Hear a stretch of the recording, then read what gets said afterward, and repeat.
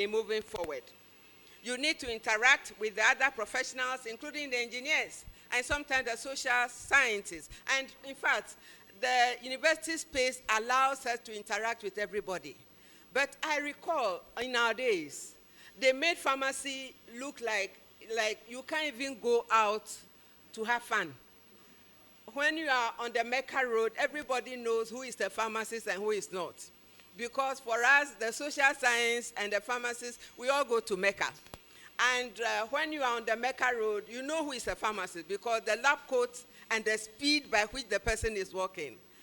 It was good because they built our confidence. But if I were reviewing, I would say that interact a lot more because life is not all about pharmacy. Life is more than, because when you go home, you use electricity, do you? You use water, do you? But you see, it is the networks you are building in the university that today, I can walk almost to every institution in this, our beautiful country, and get what I wanted. I don't have money, but I have networks. And I want to encourage you to ensure that you build those networks because they are the ones that you will depend on. I mean to say that if somebody will tell you that, oh, something is up here, you must have known the person and the person will have recommended you for something. So please, life is not all about pharmacy. You need your networks to be successful. I want to add that global perspectives are broadened through international exchange programs. At this stage, if you have an opportunity to have an exchange program, please go ahead and do that. I recall in our time, we used to go to various places. That was the first time I traveled. I was in Germany, in Apotheke Hohenlohe. I can never forget it. And that was the first time I saw apartheid.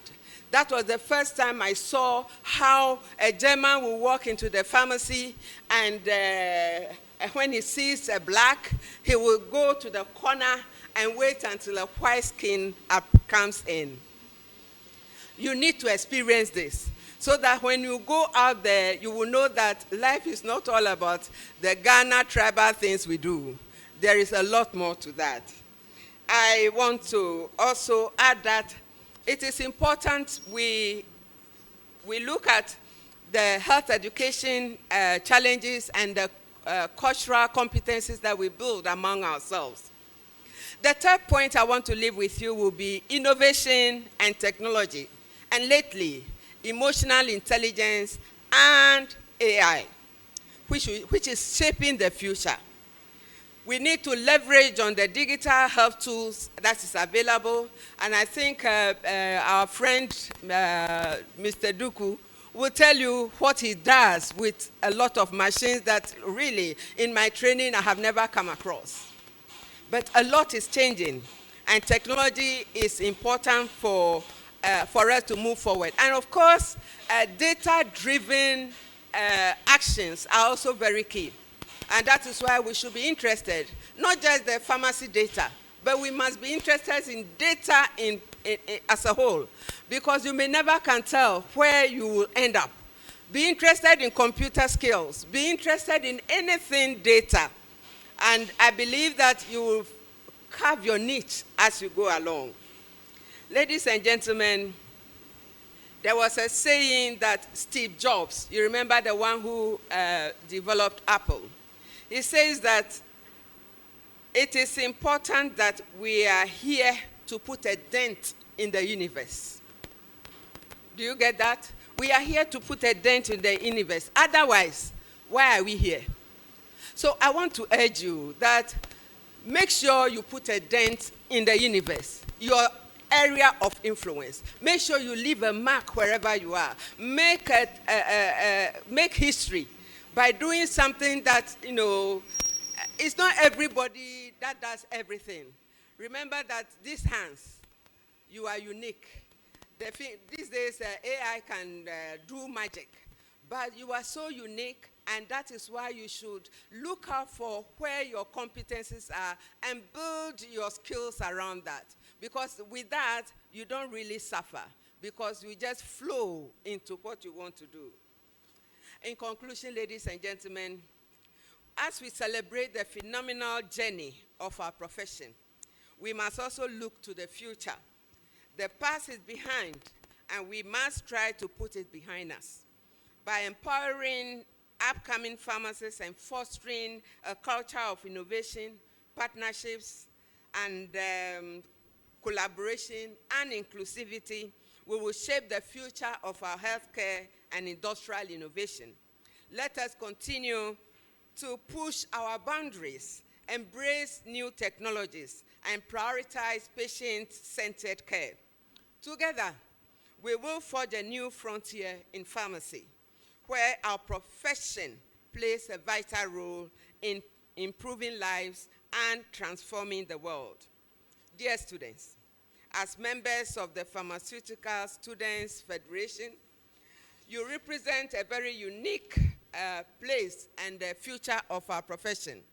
I want you to develop some enthusiasm in what you are doing, some level of dedication, and some level of innovation.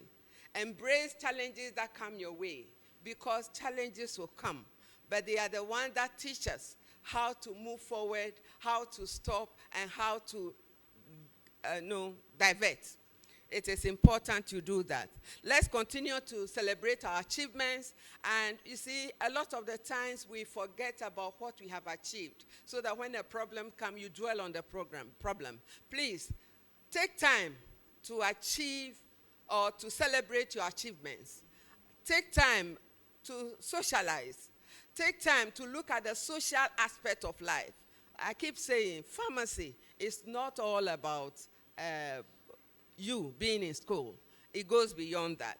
I also urge you to consider other skills outside the pharmacy profession and build on your networks. Networks are worth millions of any currency, and you will realize that the true value of living is not to live for ourselves, but to live for others. Go out there and make a difference in other lives, and so that you can truly live. I thank you.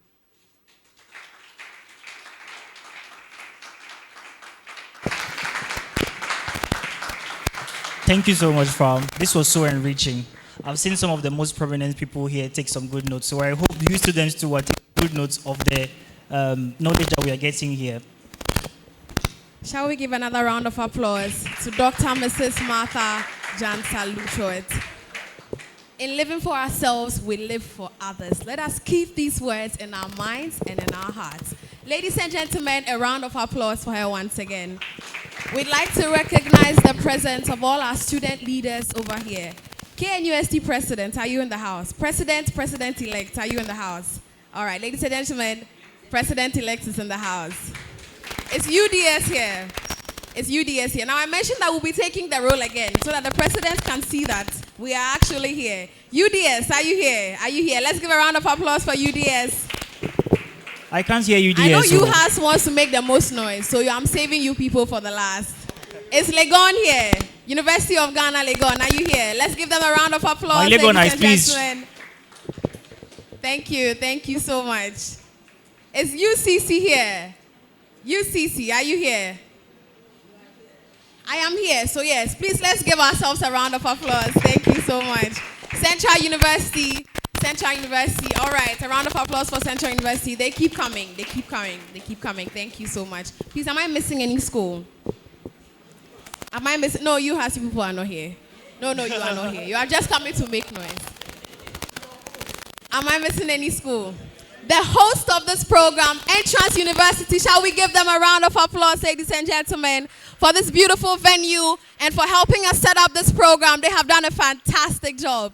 Now to the people who want to make noise, UHAS, are you in the house?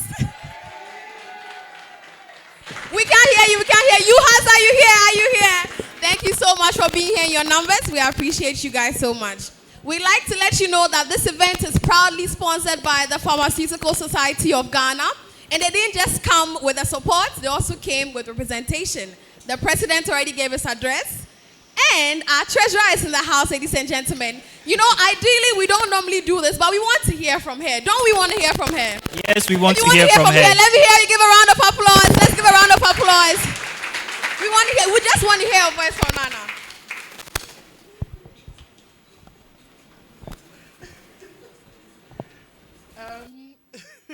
So, good afternoon.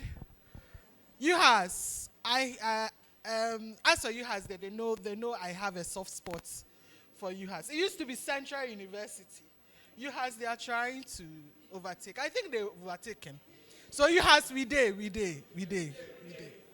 yeah. I am privileged to be here to speak, even though it wasn't on the bill, but I think that from our keynote speaker, 3 things I have taken, and it's worked for me, and it's an experience I have, is that when you increase your network, you increase your net worth. And so for me, I always say that I'm probably one of the prodigal pharmacy students tech hard, because me in pharmacy wasn't pharmacy like that for me. I was acting, I was dancing, I was doing choreography, I was in politics, and I was a pharmacy student. So I was doing everything, and I think that has really helped me a lot. So I know the labs are difficult. The pharmacognosy is some way. Dr. Corte is here. I know the chemistry, but at the end of the day, let's come out as a well-rounded pharmacist, because you need to be well-rounded to even do the job that you went to school to do. So let's not just stop looking into the microscope to see the trichomes and the calcium oxalates. The HLC, it will happen. But when you finish, let's be able to move on, and also let's know ourselves. A lot of us will finish school. You don't even know the classmate that sat by you in the lab. Or because you're always pipetting. Let's stop that. Let's know ourselves. Some of us didn't get this. We didn't have a federation when we were in pharmacy school. It was always KNUST. But it's good to know that you are together. And then we pray and hope that come the next decade, you would be invited to come and speak and share your experience and know that you have done something for yourself. Before you leave whichever university, that you have people, let's make a dent. Let's give it up for Famlana. We appreciate you for giving us a word. Thank you so much. Once again, this event is proudly sponsored by the Pharmaceutical Society of Ghana, Entrance Pharmaceuticals, and Rockma Pharma. Let's give it up for them. Let's give it up for them, ladies and gentlemen. You are giving it up for them so that subsequently you can also become a sponsor. If you believe that, give yourself a round of applause. Give yourself a round of applause. All right. Thank you. Thank you so much. So let's continue with our program now. But as you know, pharmacy is not all about pharmacy. And of course, this program too would have some elements that are not all about pharmacy. We want to ask one of our guests now to come and then just address us for a few minutes. And this person is a deputy communication officer for the NDC in Wejak constituency. And he's had some background in sociology. He studied at KNUST. He also did at GIMPA.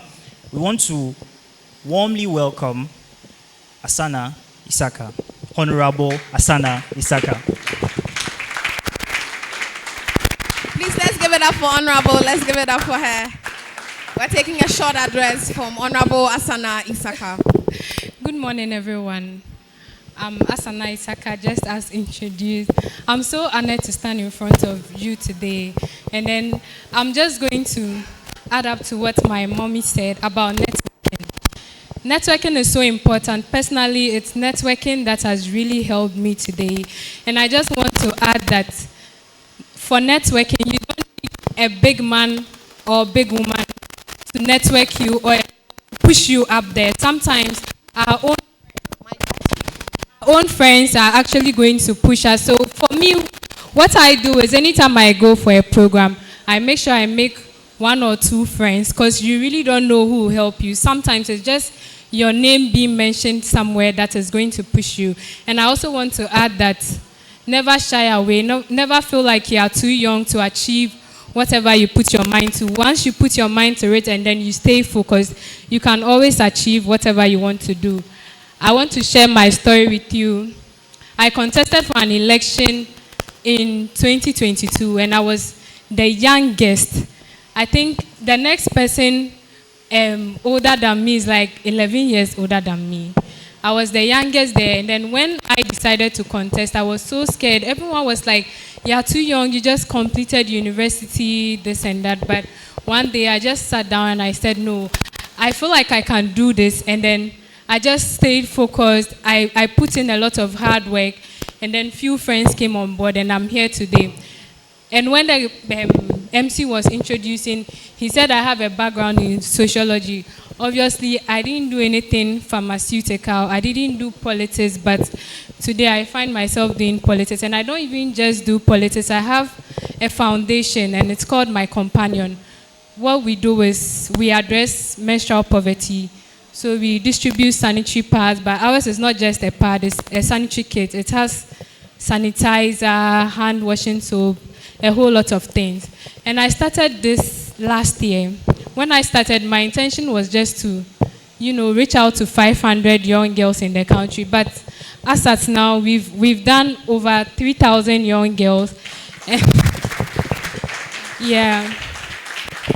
And just last month, World Menstrual Hygiene Day, I organized a conference at British Council.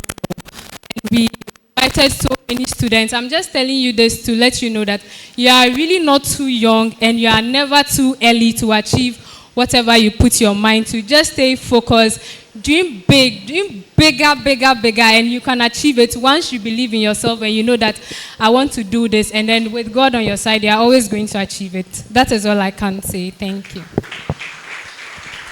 Thank you, Honorable Asana. She said, dream bigger, bigger, bigger, bigger, and bigger. Because once you live it, believe it, work towards it, you definitely can achieve it. Do we believe that? Pharmacy students, do we believe that? Famnana mentioned that the labs are difficult, all of that. We know that the entire course is difficult, not just the lab. But we do know that once we see it, live it, believe it, and work towards it, we definitely can achieve it. Let's give a round of applause to that, because we're all going to be achieving it. Is that not so? Oh, is that not so? All right. We're going to be moving into our panel discussion for the day. I'd like you all to have a listening ear for this session, because we may take one or two questions. That is if you do have the questions. So, protocol team, kindly help us out. We're moving on to panel discussion number 2 on the theme for the event. There are some distinguished guests who are not here yet. They'll join us soon. As and when they join, we'll be introducing them accordingly. But for the meantime, the protocol team will set up as we take a musical interlude. So the technical team, please help us as well. We're taking a musical interlude. Something to help us remember that we can definitely achieve it.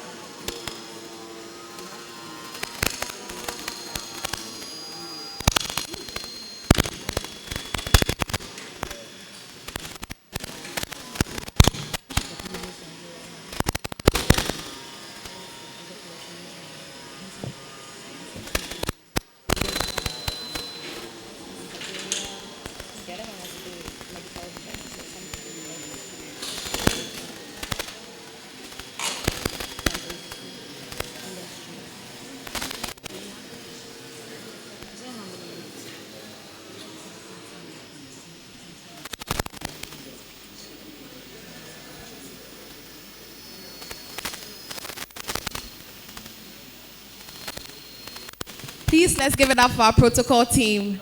Let's give it up for our protocol team. They are lifting heavy chairs in the crowd. Let's give it up for our protocol team. We appreciate you so much.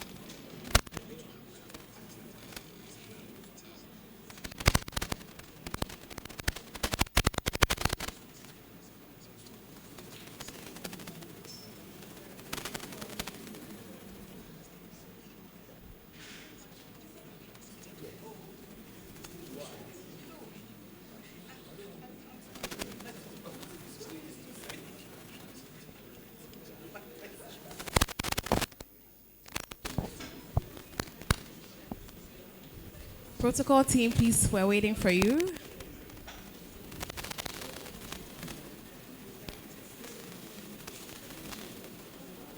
Please, let's make this extra snappy.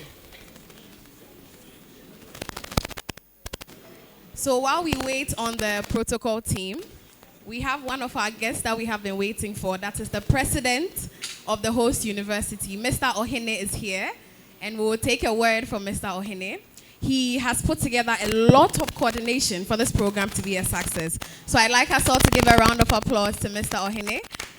We're going to take a word from the president of Entrance University while our protocol team sets up.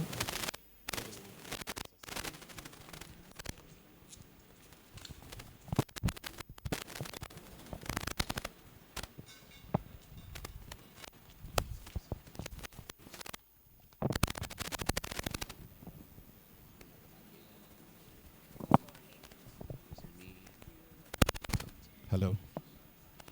Hello. Hello. Hello. Yeah. Please check the sound for me, please.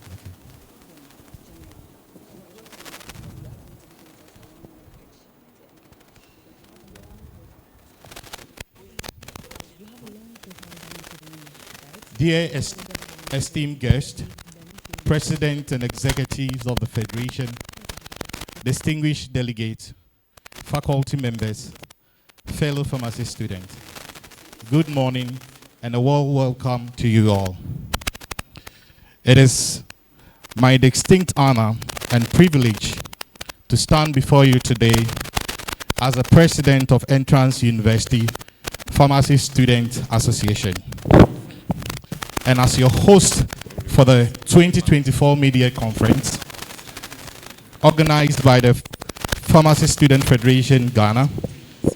This gathering marks a significant milestone in our shared journey, as it is not only the first private institution like Entrance University hosting this prestigious event, but it's also coincide with the 10th anniversary of our esteemed federation. Our theme for this year's conference, From the Foundation to Frontiers, celebrating a phenomenal journey and forging new futures by championing an empowerment of upcoming pharmacists in industrial innovation, aptly captures the essence of our collective endeavors. Over the past decades, the Federation has been instrumental in uniting pharmacy students from all 7 schools across Ghana, fostering the spirit of collaboration, academic excellence, professional growth. Today, as we reflect on our achievements and look ahead to the new horizon, we are reminded of the incredible potential we possess to shape the future of pharmacy. This conference is a testament of our commitment to addressing the matters that affect pharmacy student community, engaging in academic discourse, and creating opportunities for social interactions. It is through such gathering that we exchange ideas, learn from one another, and inspire innovation. Our focus this year on industrial innovation underscores the critical role of the pharmacists play, the pharmacists play not only in healthcare, but also in the broader scope of scientific and industrial achievement. As we come together to celebrate this phenomenal journey, I am particularly proud of the diverse and dynamic community we have built. Each of the 7 pharmacy schools represented here brings unique perspective and strength, encouraging our discussion and broadening our horizon. Entrance University is honored to be part of this vibrant community and to host such an important event. I would like to extend my heartfelt gratitude to the organizing committee for their dedication and hard work in making this conference a reality.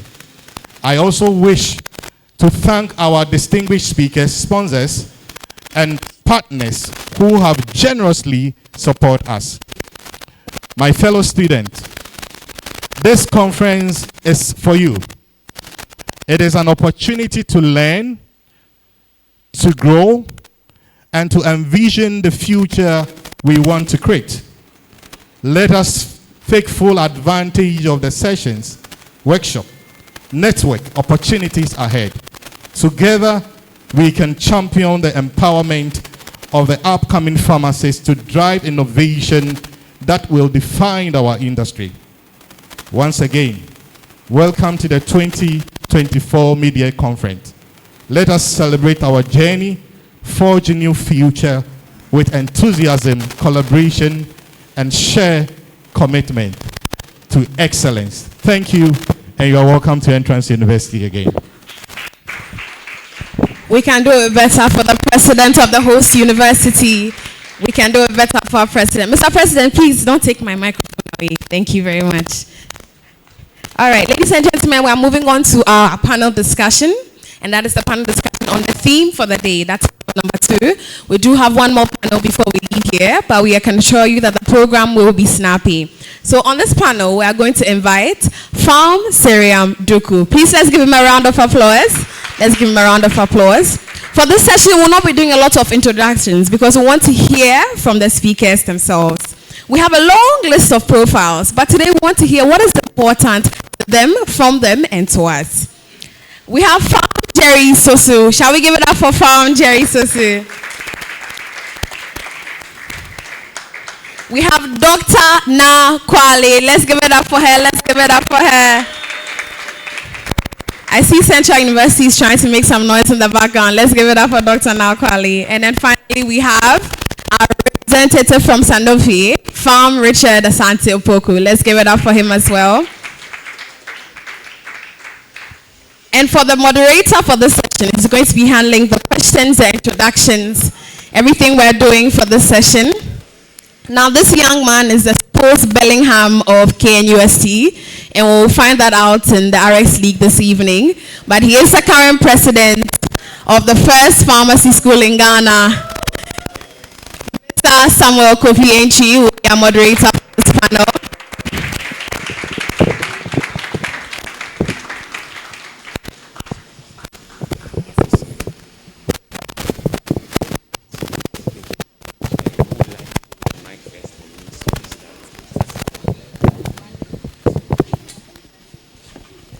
So, thank you very much.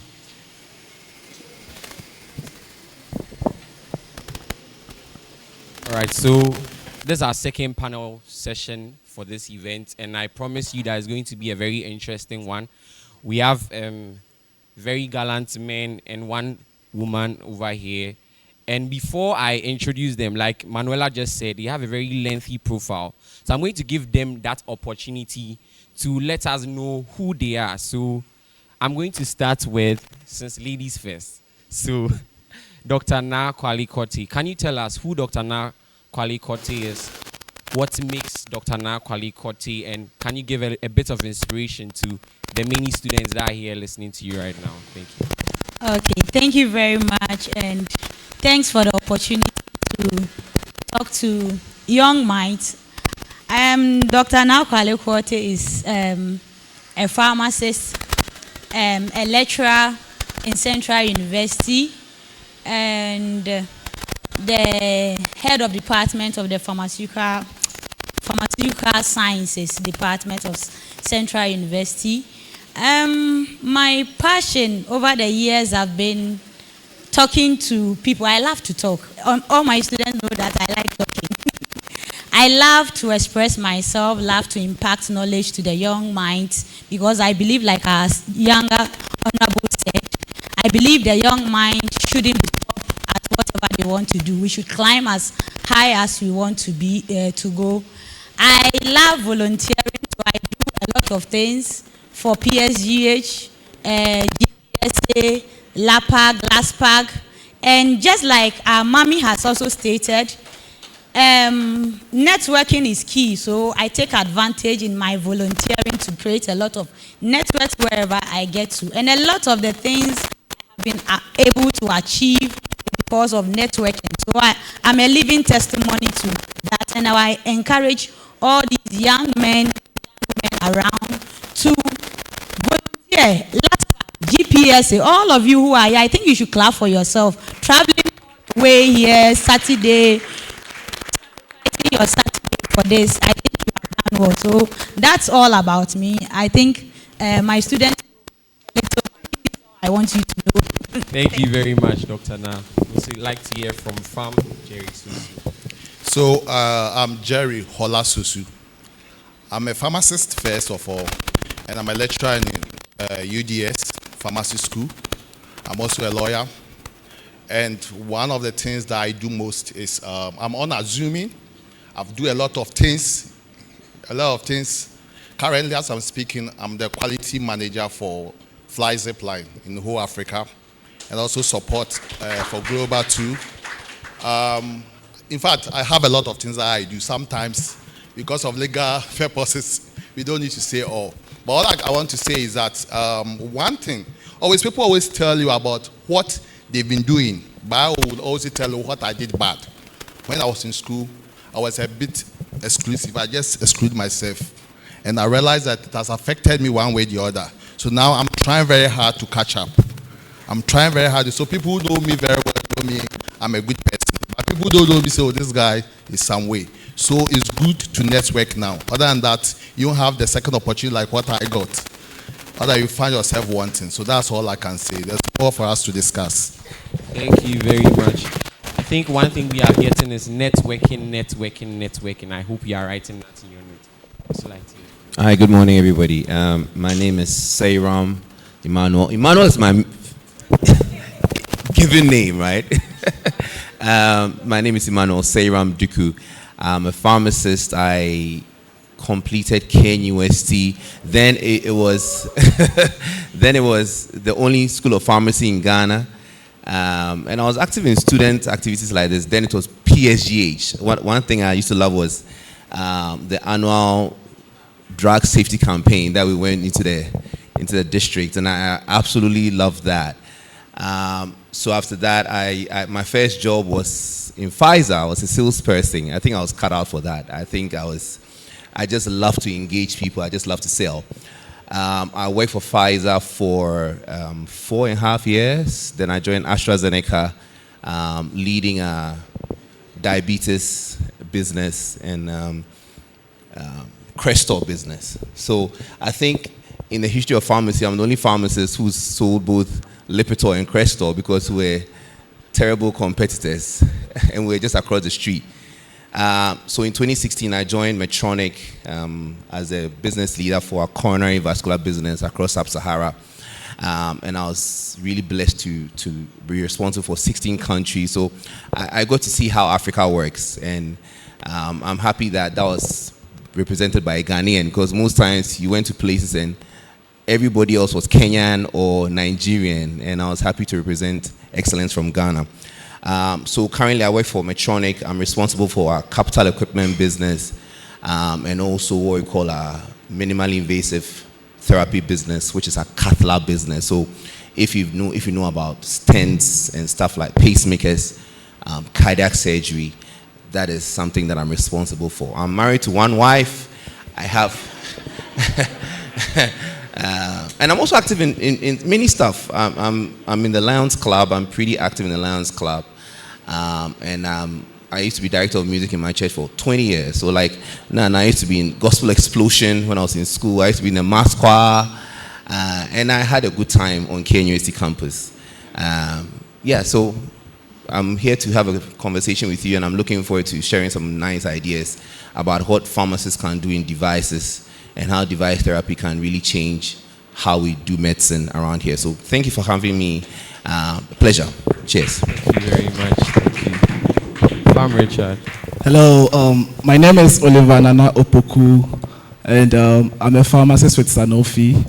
I must say I'm very elated to be here because these are my bosses. Miss Now is my lecturer. I'm a product of Central University. And I'm a youngster in the game, in the pharma space. I completed in 2021. And then right after school, I went for 4 job interviews, 4 different companies, and I was selected by 3 of them. But then I chose to join the first company, which was in Kumasi. That was Luex, London United Exports. So my first job was a rep on the field.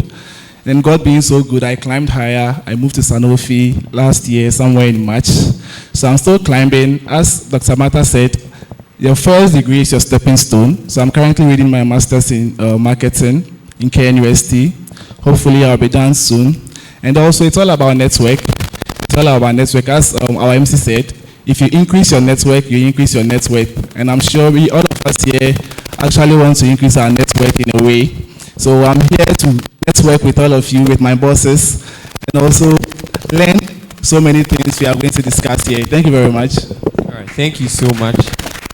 So today we are talking about the theme, From Foundation to Frontier, celebrating a phenomenal journey and forging new futures by championing the empowerment of upcoming pharmacists in industrial innovation. But I want to skew the question a bit towards your field, since you're a medical representative, and ask that how can pharmacists ensure the safe and effective use of these medical devices that some of our medical reps will front, right? And how can we overcome how can we ensure the safe and effective use of these devices in our various healthcare settings? The medical devices that you front, you talk to people about to engage them in purchasing or buying. How can we ensure they are safe and effective use in our various healthcare settings? Okay. Talking about medical devices, we are more products, drugs, medicinal products, but then also I know whatever you bring on the market, whatever you are selling to people, whatever information you are carrying or you are giving out to healthcare providers, it should be evidence-based. You can't just go out and give any information to a prescriber, a nurse, whoever it is. So whatever you are selling to your people should have some form of scientific data, some scientific evidence that this is what this product is used for, and it's been proven based on studies. You shouldn't go, and we have something called compliance. Whatever you are selling should fall within this compliance range. So if you are, let's say, I'm more into medication, so let me talk about drugs. Let's say if you are selling a product like insulin, which has a device, injectables. First of all, you are supposed to educate the HCPs, healthcare providers, on how to use this device, because sometimes we mostly focus on the needs of these patients. It's like a patient needs an insulin.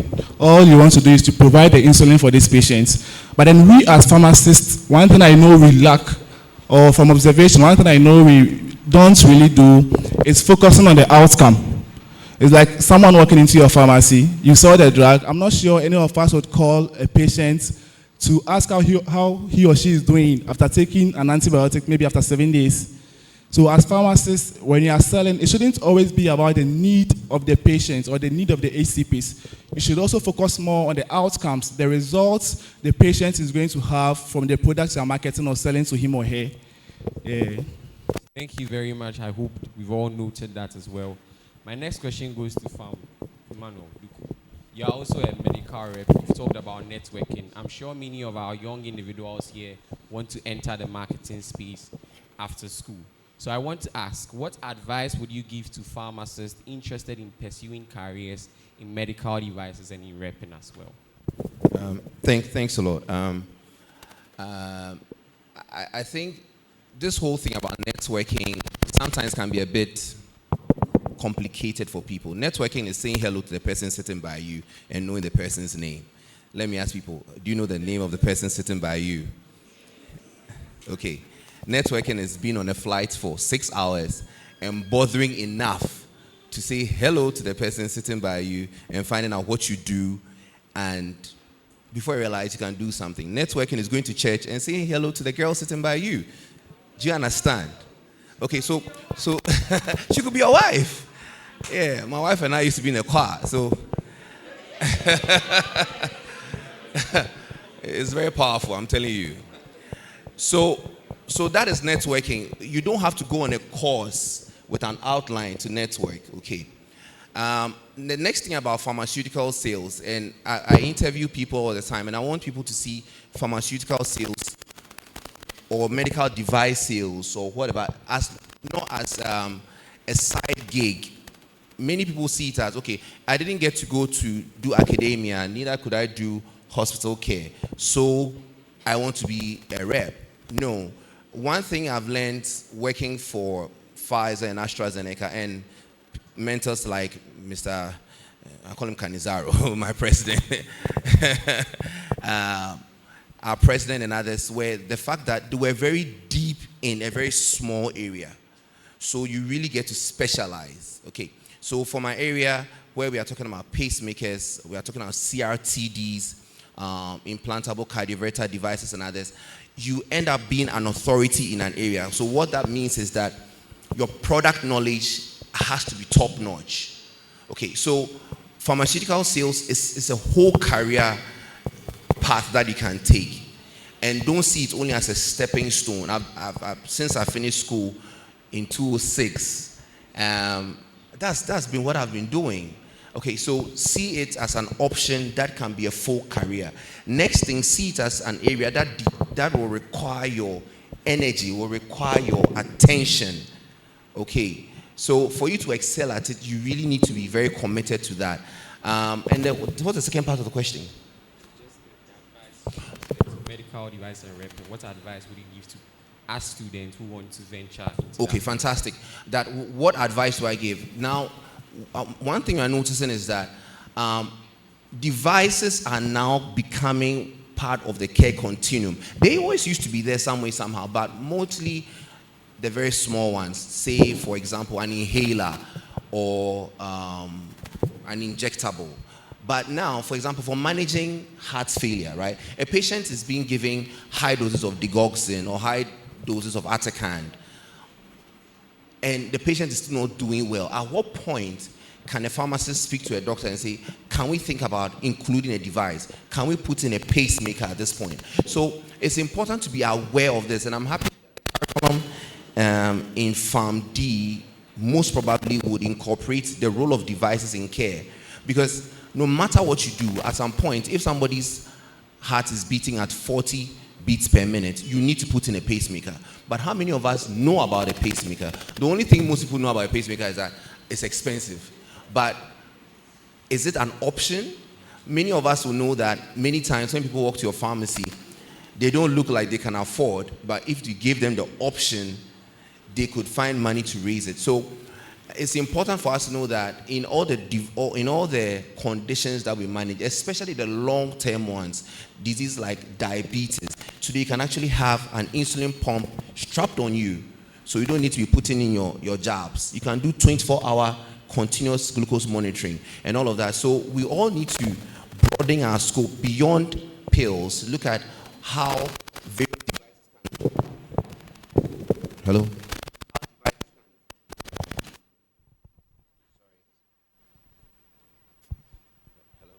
Hello? Okay. How devices can optimize that we are currently giving to our patients. So awareness is important. Please take the time to read about them, get to see how they can improve care, and well, now when it comes to us, then we can have a conversation. All right. So thank you. I hope that is expansive enough. Thank you. Thank you very much. He said when you come to him, you can have a conversation. So this is your chance to network with him as well. So Farm Jerry, so let's skew a bit away from the marketing field. Our theme today is quite centered towards industrial innovation, empowering we as a next generation pharmacists in industrial innovation. So I want to ask, what are some of the future trends and directions in pharmaceutical innovation, and how can the next generation pharmacists prepare for them? Thank you very much. First of all, here on behalf of the IPA, that's the Industrial Pharmacists Association. So I'll a bit be biased towards pharmaceutical production, or in that way, quality analysis and quality control.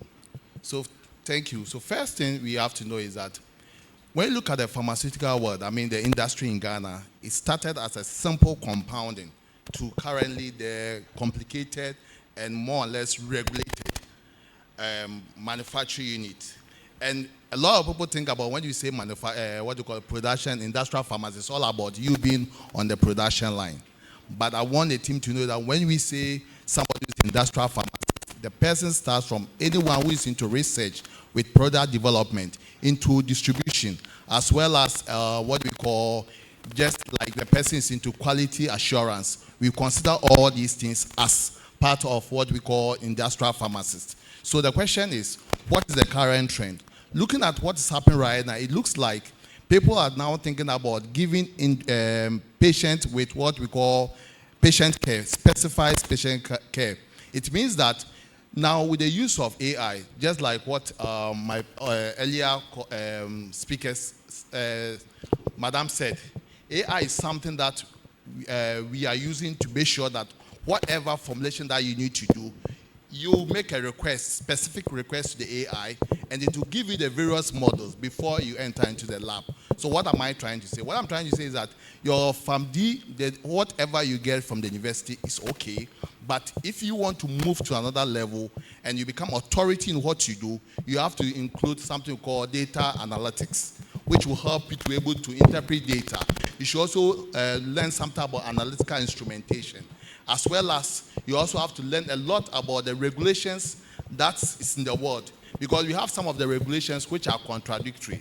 You take WHO regulation, which is the minimum level, then you compare to US FDA, you realize that there's a bit of contradiction. So the question is, what context? So you have to look at the context that you find yourself, or the context that you find yourself in that particular country, before you can make a meaningful, or we call something an informed decision. So these are some of the things that you need to look at for. So sometimes for you to move ahead in the industrial area, you need to just start doing a bit of certification, such as we have some risk analysis, ISO, what do you call it, GMP, GSP. All these things are certification that will enhance your mind. And the last but not the least is for you to start doing what we call you go for conference. You don't just have to go for conference outside Ghana. Any conference at all which you deem falls within your niche, please go, and you are going to learn a lot from there. That's how some of us started, and I believe it has helped us so far, so good. Thank you very much. Oh, you can clap. All right, so saving the best for last, we've heard from all our gallant men. We want to hear your mellifluous voice, Dr. Nakwali Kotti. So I have two questions fused in one for you. The first thing is that it's quite obvious that you are into academia. So what inspired you to pursue a career in pharmacy for starters and in academia? And what challenges do you face along the way? And towards our theme, how then can we encourage our female pharmacy students to enter industrial pharmacy and innovation? And premised on the challenges you faced, what are some of the support systems we can put in place for them? Thank you very much. Thank you very much for the question. So how did I get to pharmacy? Right from JSS, I know I was a good student. So I knew I wanted to do... So everybody's dream was to be a doctor, but I had a fear of blood and I couldn't stand all those kind of things but I wanted to be in a hospital setting. So I heard a friend mention, back as JSS, mention pharmacy. I had not heard it before, so I asked my mom, what's about pharmacy? She was a banker, GCB Bank at KJTR, and the branch was closer to Komfo. So there was Nemo Pharmacy and all those people. She told me, that's a nice profession. I'm like, okay, then, pharmacy throughout. So I went to SS, everybody, doctor, I said pharmacy. Because I got to know that's the space that I don't have to deal with. Now it is changing. I didn't have to do with patients and go to ward and all that. So I was happy about that. So I went to KNUST. It was pharmacy first choice. So I'm not a disappointed doctor.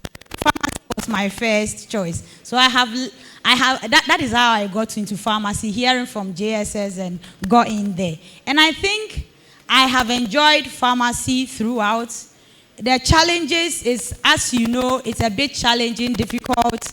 I don't like to tell my students that pharmacy is difficult, but challenging. So went through pharmacy, and like we all have done, I think somewhere in there, I thought that it shouldn't all be academia. So I also ventured into politics. I was PRO for GPSA. So I started GPSA back in university days.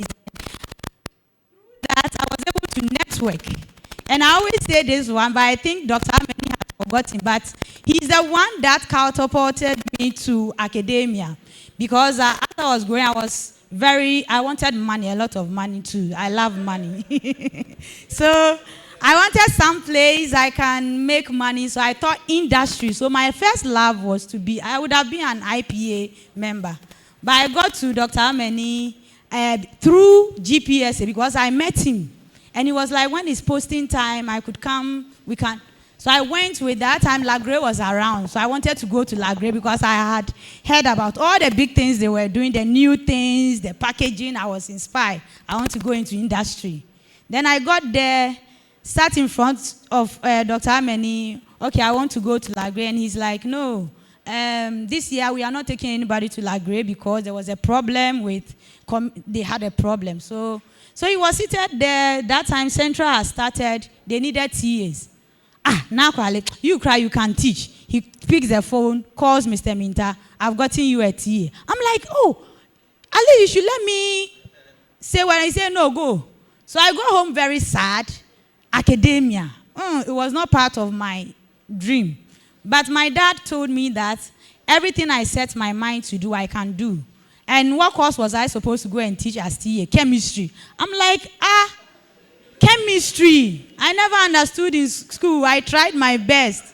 It was still a mystery to me. But my dad was, you can do it. I said, okay. I called a couple of friends, got some of my lab manuals to revise, and came back to academia. And I have grown to love it. Mr. Minta, I met Mr. Minta, who is my boss. He told me, now you are good at the job. Go do a master's and come back to Central. So that's how I ended up in academia. And I think I have enjoyed my journey in academia. And the challenges, I would say I didn't face too much challenges. For my master's, I had a very good supervisor, so I didn't have so much, except the fact that I was in the continent of Africa and in Ghana as a country in particular, where supplies and equipment is an issue. And it is still an issue where you want a pipette and you have to roam the whole of KNUST to find a pipette. That was a major challenge. And I believe that we should try. It's still not gone. I went back to do a PhD and I still had to face the same thing. In fact, when I started a PhD, one of my big professors, in fact, it was for my good. He just told me that he doesn't think Ghana, I mean, looking at the faculty, I can do a chemistry PhD in faculty. He nearly discouraged me, but I had not gotten a scholarship yet, and I had seen that academia is the new path I wanted to go through. So I told him, no, I can do it. And I can say I'm the first female pharmaceutical PhD student from KNUST, and I'm proud of that. The lecturers, my supervisor really helped, and we made it happen. And I think a few are still going through, but we still have the equipment challenge. And we believe some multinationals are here. We are pleading with you. We have a challenge in the labs. We would be happy that you help us with. Seriously, we need that. So you are asking, how do I encourage female to... I tell my female students that lecturing and academia is one of the best places for you. Why do I say that? You know, as a female, we have other duties. You have a husband to take care of, children to take care of. And in academia, it's a timetable thing. It's not like the 8 to 5 kind of thing. If I have a lecture and we are able to manage students and get time done. So if it's I don't have a lecture throughout the week. So if I have twice a week, The rest of the 3 days, I do research for a day. The rest of the 2 days, for something else, you are able to close early, go to the family and help out and all that. You are able to do other side businesses and all that. One thing that I did was, in as much, a lot of people know I'm all around the place and they wonder, but I always have my eye on the ball. Right after I entered, I knew it was 4 years to senior lecturership. My publications were ready. I put in senior lecturer, bam. Then, as I'm in, I know publication is what takes you in there. I make sure one thing that helps me, the support group, is collaboration. I saw that I had a lot of data, have done a lot of research, but writing was a problem. Then I was like, I have colleagues who are a bit free from the other institution. Can I call them? I called a few of them. Oh, yeah, we are okay. Then we write the papers. Your name is on everybody's. So collaboration is very key. Family support, very key. But the number one thing is yourself. You need to prepare yourself. Make up the mind that nothing should stop you. As a female, there are a lot of challenges. When I got to the academia, some of my big professors didn't understand. In fact, I like to speak. And I encourage everybody, don't hide. You speak respectfully. And they didn't understand why a small girl, I'm old, but they didn't understand why I should talk at meetings when the big people had kept quiet. But I never insulted him, but I only wanted to express my view where it is needed. So it was one of the challenges. I remember a colleague lecturer rather saved me because I was always intimidated on the board because of my structure.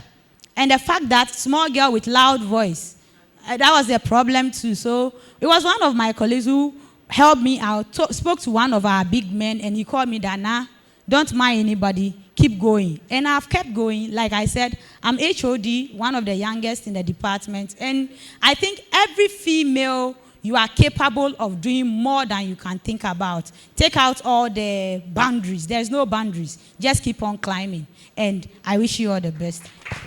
Thank you very, very much. So, I know my people are also itching with questions. So I want to do the last round from my question bank, then we'll take questions from the audience. So, Fam Jerry, you stated the innovations ahead of us, how well we prepare for them. I also want to know, what initiative is the IPA taking or implementing to support and empower our upcoming pharmacists who are now ready to partake in industrial innovation? What initiatives are in place? That's good. Thank you. So the IPA have about 8 programs which they are rolling now. But one of them is mentorship, where they are trying to mentor young pharmacists as well as new graduates who wants to do research work or is looking for internship placement. That's one thing. Another thing is about, recently we did a mentor program at UDS. We did one at UG. Then we did one at Central. I'm sure we'll be coming to UHAS as well. So that's some of the things that we are doing. So what we mostly do is that we come around to pick up feedback from the students, because sometimes we pick the feedback from the students so that we look for an expert who will be assigned to the school to able to talk to the students about the future ahead. And another thing that the IPA is also doing now is that we are looking for, currently we are working on getting an expert to help young pharmacists in how to write grants. Because realize one of the ways, if the IPA can't get a grant, then we need to guide we have skilled people around. We need to guide them so that anything that they write, we're able to raise those grants. That's one thing that we are working on. And another thing we also doing is that the IPA want to use it as a way of helping the schools when it comes to internship placements. Because most of the IPA members are pre-setters in the industrial placements. So how do we make sure that anytime the school reach out to most of this industry, we realize that most of these industry owners may not be pharmacists. So sometimes when you go there, sometimes they try to manage because they are going to spend a lot on the students. So we are finding a way whereby the IPA will lead So before the various universities will reach out to the institutions, we've already laid the foundations. And another thing that we are working very hard on, we want to make sure that whatever the internship program is all about should be standardized and controlled, so that the best is that it will reflect in what is coming in the future. Because I know that sometimes when the student, they go around, depending on the preceptor they have, sometimes they discourage the student. What are they teaching you in the school? What you are teaching you is different from what is being done. But meanwhile, some of the preceptors have forgotten that they are there to help with the application of the knowledge. So that's why I realize there's a gap. And IPA is, we are trying to work on, if possible, doing orientation with those preceptors who are not pharmacists, so that they will understand the importance of the students coming there for the internship. Thank you very much.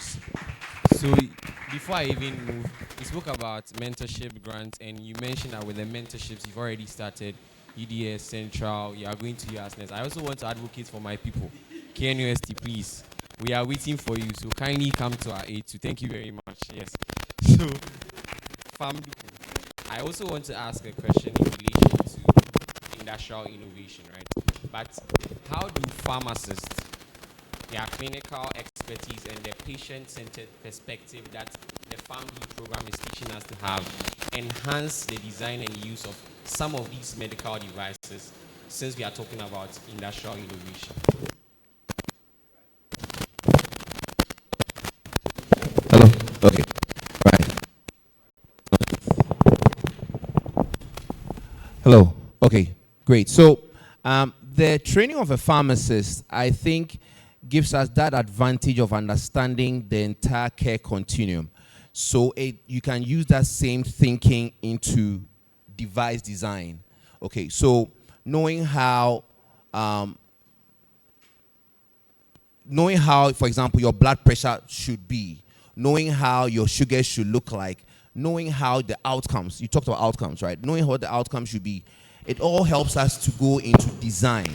Another important part, and I'm saying that that's an important skill a pharmacist has, and that can help you into design. Okay, so it's important to also know that product design doesn't come from only one person. It's a multidisciplinary thing. So as a pharmacist, your addition or the value you bring to that team is knowing what the expected outcome should be, and then it helps you to tailor measure to tailor what design should be. For example, let's look at amlodipine versus nifedipine.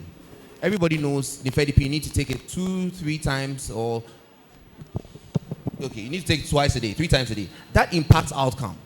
So that is why research kept on going on and came out with an intrinsically long-acting amlodipine, so you take it once a day.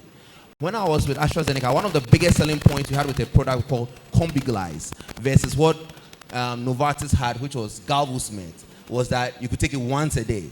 So being a consummate salesperson, I said, sell once a day, because people like easy things. Everybody likes soft life, right? Once a day. Forget about the molecule.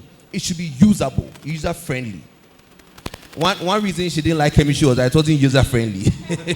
Chemistry wasn't user-friendly, right?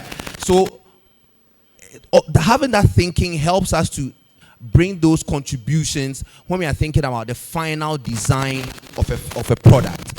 Another important area that pharmacists really seem to have some monopoly over, in my industry experience, is regulatory.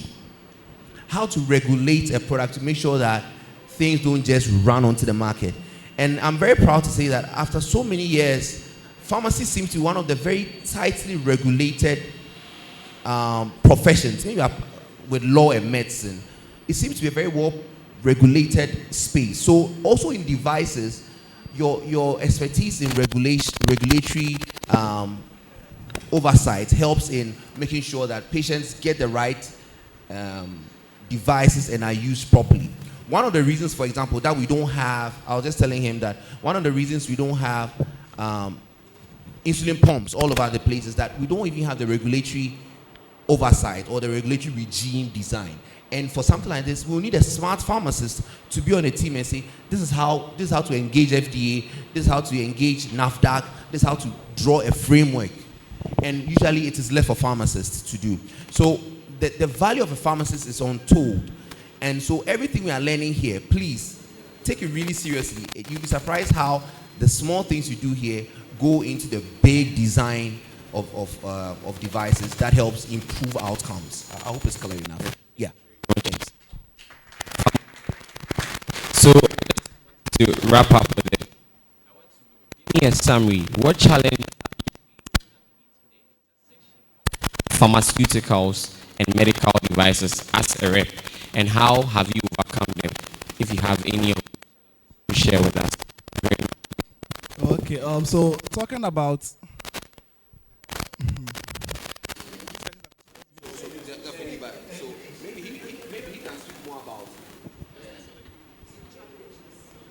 the challenges. All right. yeah, so I think he's changed the questions for us. So mine is more about sales, medical sales rep. Okay. So talking about sales, being a sales rep, there are so many challenges you would face.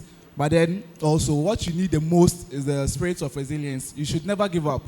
So let me share a little experience I had. My first time on the field, I think I started working in Kumasi, Confanoche. That was my first hospital I went to when I started working as a rep. So my first company, when I joined, there was no okay, let me just continue. When I joined my first company, I think the first week of work, they told me to go to Confanoche. I was marketing antihypertensives and anti-diabetic medications. So they just told me, go to Confanoche. I didn't know anybody in Confanoche. I had never stayed in Kumasi before. So I went there, I was lost. I was just looking at the hospital, a very big hospital. I didn't know where to go. I was just confused. So I asked the nurse, where's the internal medicine? She showed me. I went there. I just walked into a consulting room. And the doctor was like, my friend, what do you want here? Can't you see I'm busy? Leave. Trust me, that day I couldn't do anything. I just went back home. I didn't go to the office. And I was so confused. I was like, can I do this job? Is this my path? Because I had no guidance.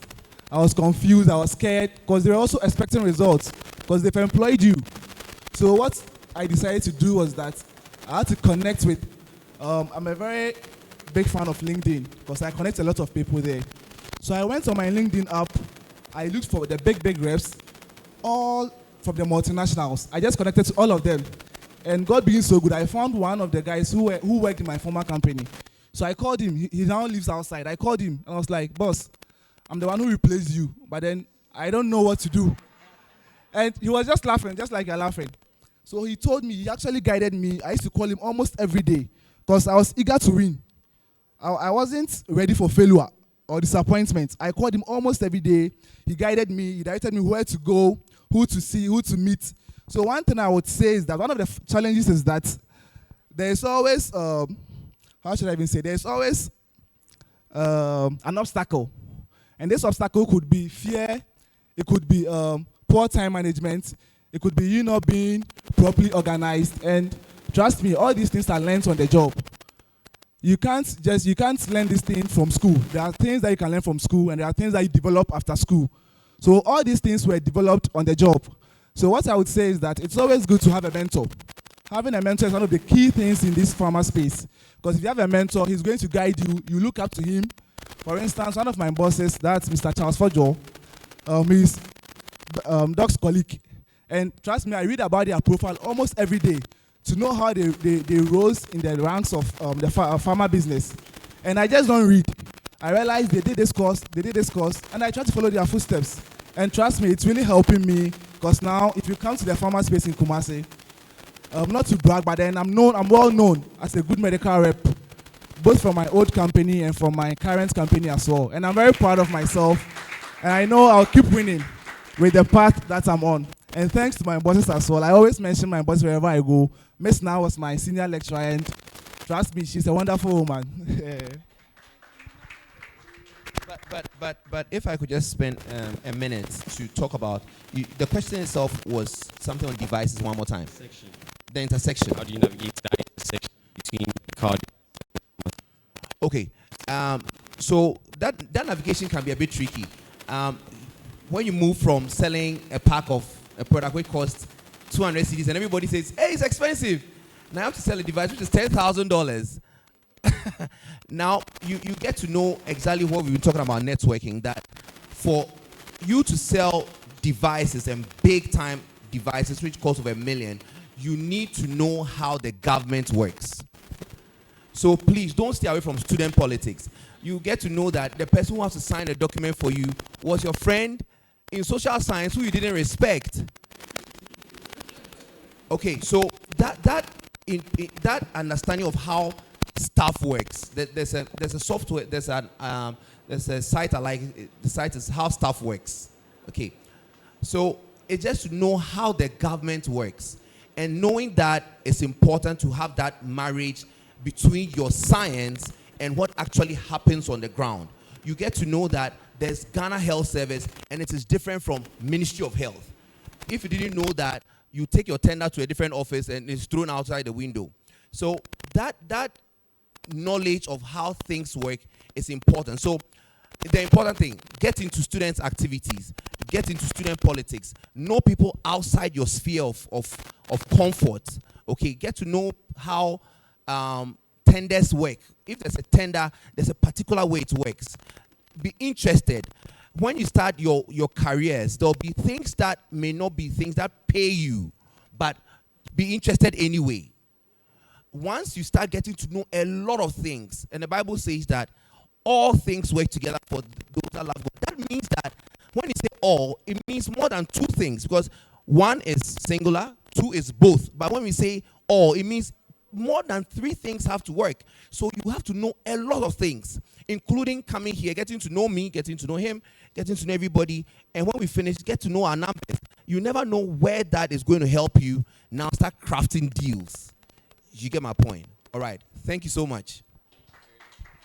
Thank you very, very much. Now, since today has been a bit of talk on networking, I was going to allow like 5 questions from the audience, but I want to give you the opportunity to network it with them after the event. So most of the questions, I would want you to walk up to them and ask them. I'll just take two questions from the audience.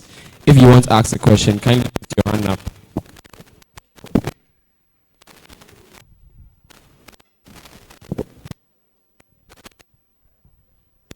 Thank you. My name is Delali. Please permit me to fuse 2 questions as one. I'm begging you. The first one has to go to Ms. Na. Please, you spoke about networking, but one thing I've realized is that sometimes they mistake your approach to networking as ahoshishe. And so how do we handle this? The next one is to talk about going to student leadership. One thing I've realized about it is that we say we have to multitask, but always the balancing is not possible. It will shift towards one side. Now, here is the case that your GPA or your CW will be finishing and be approaching shoe size. In that case, how do we handle it? Thank you very much. Okay. So, that's a very interesting question.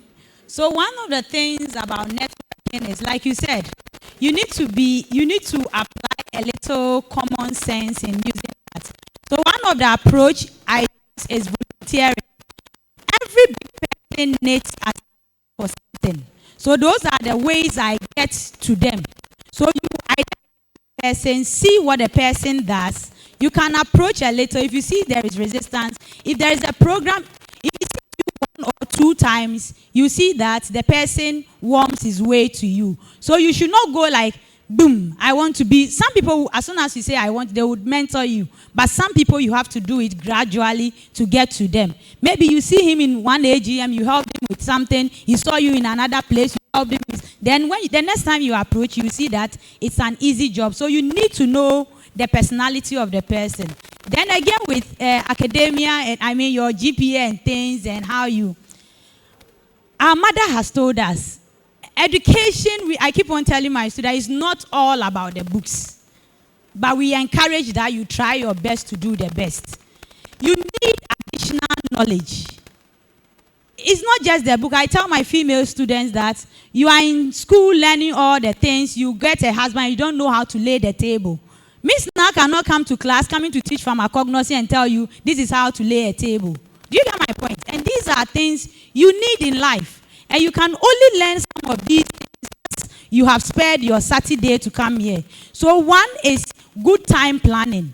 If you have a good plan for your life, you can have space to put in this. But if you don't have a plan, then you feel like everything is scattered, you don't know where to jump to and all that. So number one is have a plan and have a space for the social thing.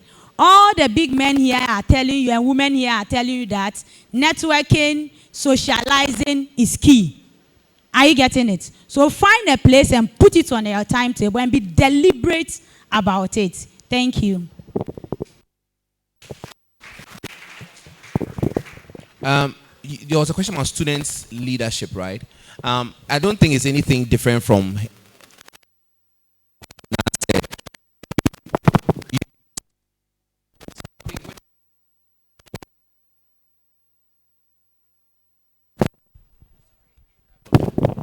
Thank you. Thank you. I was just, before I came to the stage, I was talking to Auntie Martha, and I told her that one of the biggest opportunities that has also become a biggest distraction is our mobile phones. You'll be surprised how much time you spend on your phone if you like just track your screen time. Okay. And then the iPhone, please buy an iPhone, okay? All right, okay. So it will show you. Okay. So one thing I like there is that it will tell you productivity. You know, there are some of the apps it puts under productivity. And you realize that productivity is 10% of that time. Meanwhile, your screen time is sometimes 8 hours a day on the screen. That is 1/3 of your day. If only you step back now to restructure that into something more useful. And now I put things like as simple as call this, call that. I put all of that on my calendar because as you grow up, I'm telling you, one of the things you realize is that you don't have time. It just ebbs away. I can't believe I was in school 22 years ago. I can't believe it.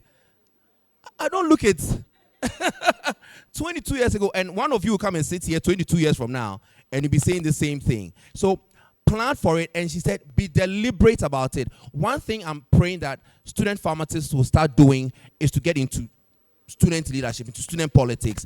Not necessarily because of NDC, MPP, no, but to shape policy. You have to shape policy. One of the reasons PharmD is struggling is that you are an afterthought. We finish everything and realize that, they also want to be doctors. Okay, let's make them doctors, but we can't pay them like doctors. Now, before I realize, now you have medical lab people. Everybody's now a doctor. So now doctors say, now call me Dr. Med, Dr. Pharm. Now, the final thing is that you are not paid like them because you are not part of the policy. So I'm asking that we see it as important to our life, important to our existence, that we are part of the table when decisions are being taken. And to do that, you need to make time for it. You need to read about student leadership. By what do you call it? By default, you are going to read your chemistry. By default, you are going to read pharmacology. But now, by choice, you need to read sociology. You need to read leadership. That's by choice. And the few of you who will now take this advice, it will separate you in a few years. Okay. Thank you.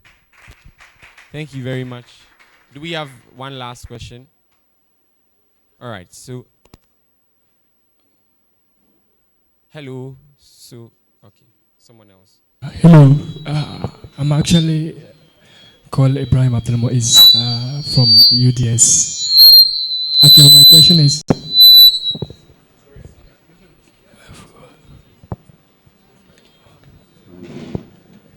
Yeah. Actually, my question is for all the farm, especially, particularly to Farm Lola. We all know that this our specialty is, the pharmacy profession is actually a diverse one. You can be a pharmacy, clinical wise, as well as being a lawyer as well, like Farm Lola.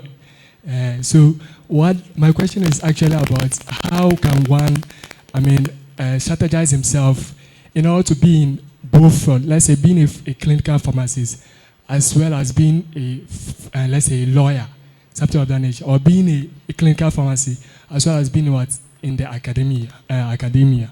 So that's my question. How can one strategize himself in order to balance not being unfair on one aspect, like being fair in all aspects, like being at the clinical aspect as well as the academia.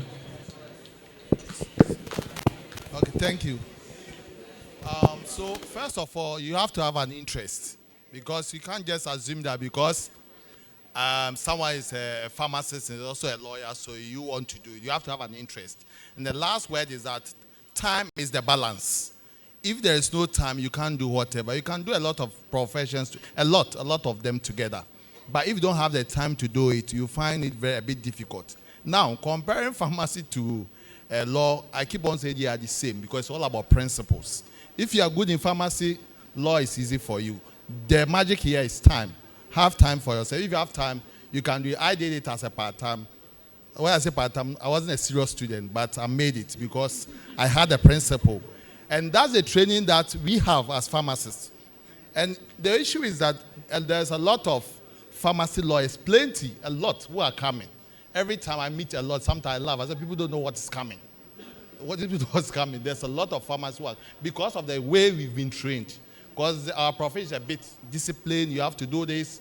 And you know, in law school, you are supposed to dress. And I think pharmacy, though, it's not something which is strict, but we started before them.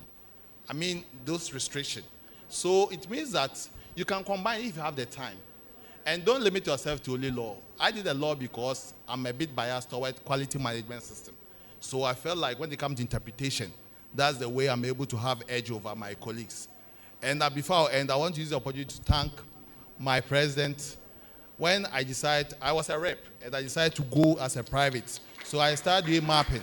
And he was the second person who gave me job to do as a mapping of his warehouse. So I would like to thank it. So thank you very, very much. I'm very happy that I got a chance to share the stage with you, and I'm sure everyone here has also learned a lot from the insights and the depth of knowledge that you've given us. I also want to use this opportunity to thank the Federation for giving me this opportunity to moderate this. And since I'll be the first person in the networking line, I'm sure, please photograph. I come and take a picture of me and them so that... Yes, please. So, relax. Let's... Yeah, Mr. Moderator, as a chair of the function, I just want to know reasons for giving opportunity for just 2 questions. Is there time constraint? But if people want to ask questions, the panelists are here. Couldn't we give them an extra 5 minutes or so that at least they'll get the opportunity to ask their questions? So since Mr.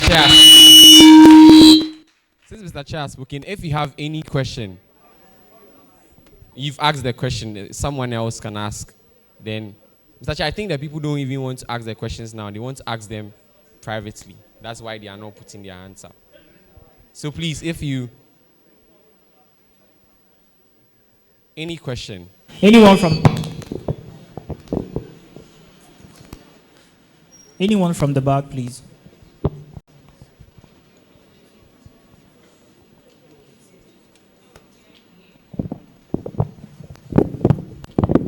Okay, so my name is Augustine Bequin Jr. So my question is, as a pharmacist and then a lawyer, how does the government, pay you, or how are you employed by the government as a pharmacist or a lawyer? Okay, first, for government, I'm a lecturer in UDS. I'm a lecturer in UDS. And then so what I do, I also do extra work for UTAG because of the virtue of being a lawyer, not because I was a pharmacist. Because I was a lawyer, that's why I was invited to be part of UTAG National as their legal entity. For government, you can't work, like you have 2 jobs from the government sector. It's never allowed. It's either you do part-time and do full-time at one end.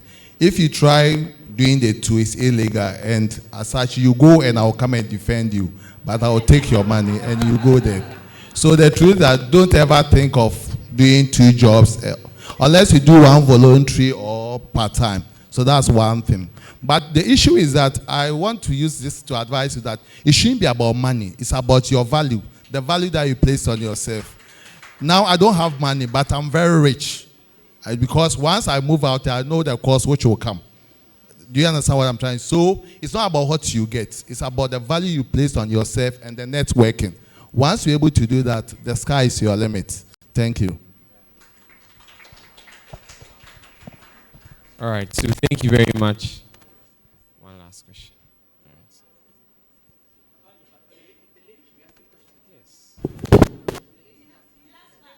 I'm sorry I'll share this bias towards opportunities, but then let's say after pharmacy school, and then my brother finishes with an average of CW of 80.72, and I finished with 52.72, and I have other, let's say, leadership experience and all that.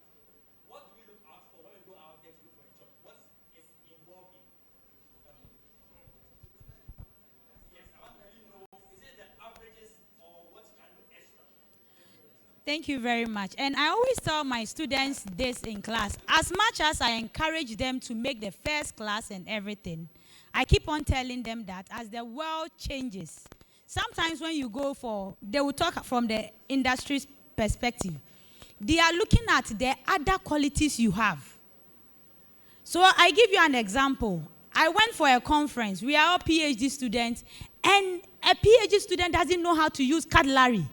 His life is somewhere, and you feel embarrassed because you can't tap him that, please.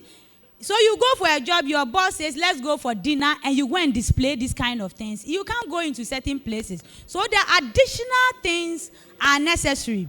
Academics is also necessary, but the additional things, you can have the first class, but a past person can come get the job because of the addition. Please, I'm not encouraging that get pass. And I just want to add something to it. What you learn in school is hard skill, but the soft skill, like communication, adaptability, all those things come in place. So once you think that the person got 52 or what have you, that person have the soft skill, and the soft skill that make the difference. After when you go with your CV, you don't write our class on it. So that's what you have to know.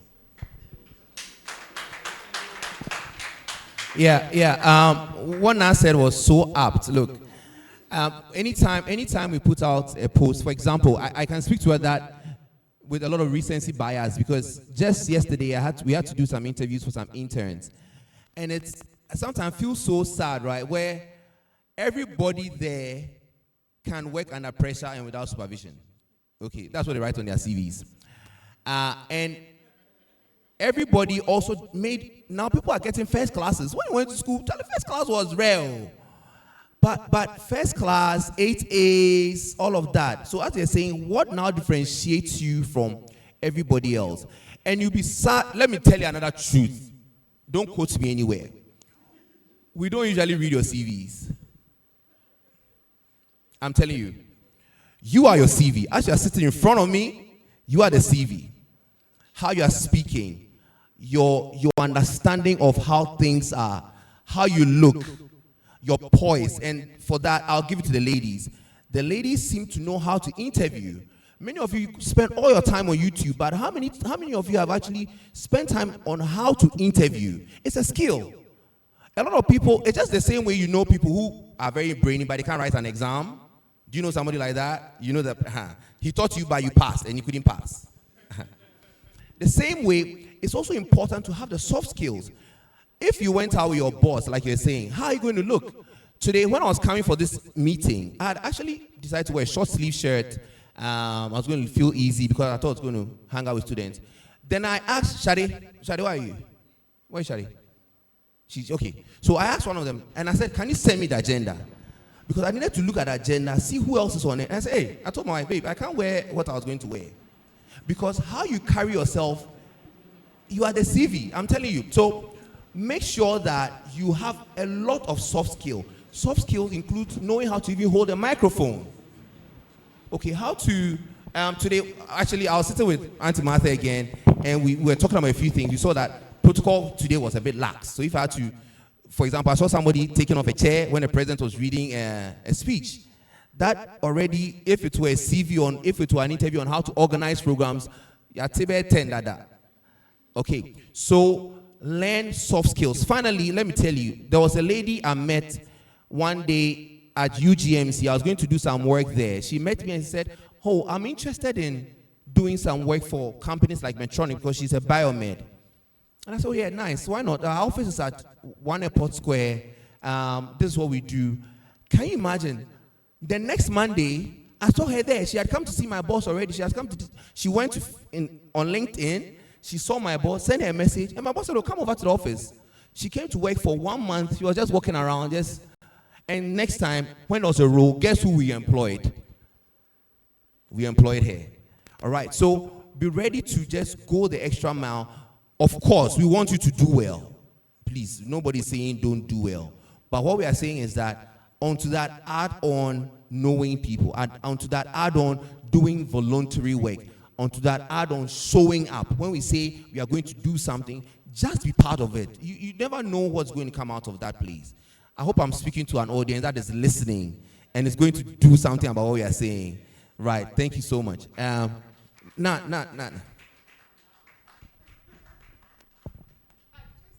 Because of where Seriram ended, I just want to add something. I am in management and I do a lot of interviews. One of the things I find very intriguing, most of you don't even know what you wrote on your CV. And I always find that intriguing. Most of you don't even know the words you used on your application letters. And for me, when I see it, there are certain words that pop up. Like he's saying, you can work under stress. Certain words we use actually make you not marketable. Because when you use those words, the impression is that you think people, will be impressed. It doesn't impress us because sometimes when you even say the word, it doesn't even click with you. But it is coming from what you have written. People will write all sorts of things, hobbies, and then when you ask them, it's like they've just copied the thing from somewhere and they've brought it. Know what you yourself you have put on your CV. It is important because for most of the people that we do, when I start talking from your CV and you can't answer, I will just throw it away. Regardless of you being the best person, please note that. The second thing, I always find a problem. Know when your text language and know when to speak proper English. People come in front and it is SMH. And I'm looking and I'm like, SMH.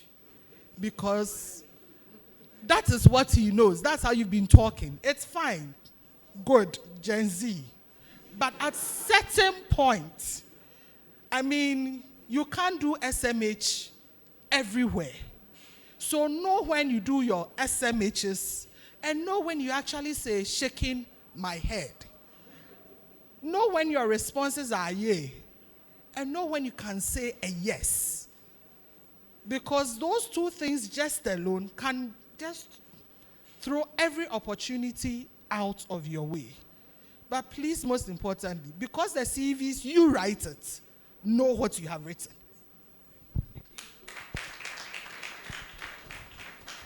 Thank you very, very much. I'm sure we've learned something additional too. Since we have no further questions, then we can end also by saying thank you very much to all our panelists for availing yourselves and giving us much information on some of the things we needed to know as next generation pharmacists. Please photograph. I've not forgotten my picture. So like I said, if you have any questions, you can see them also personally. Try and network, get to them. When I take the picture and I take their numbers, that's the first thing I'll send. I'll send the picture and say, hello, please, I met you at Psfgh Media Conference. Thank you very, very, very much.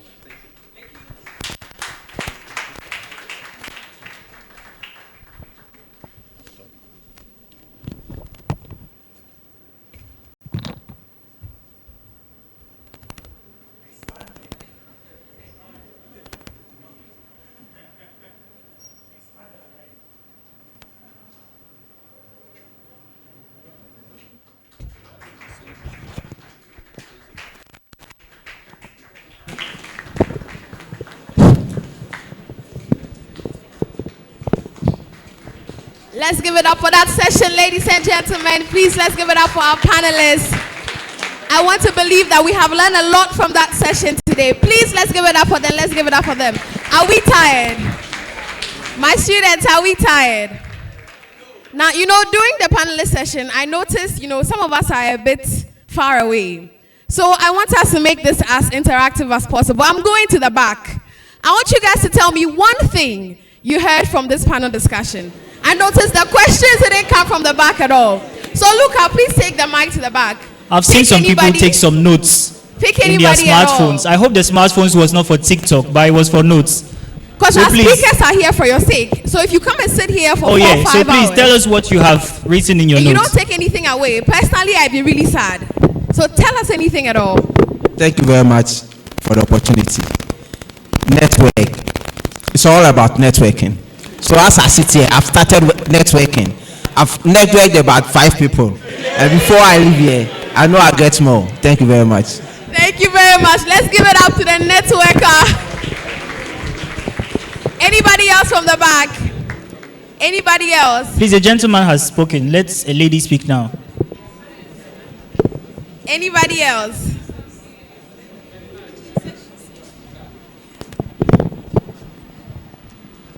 So, I'm Angel from GPSA UCC.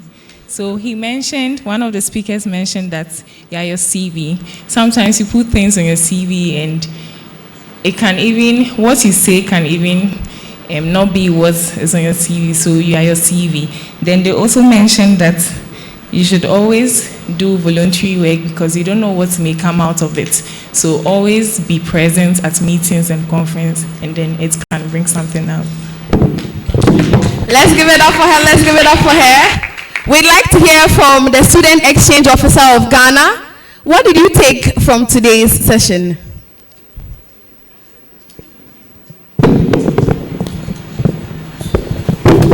Hello.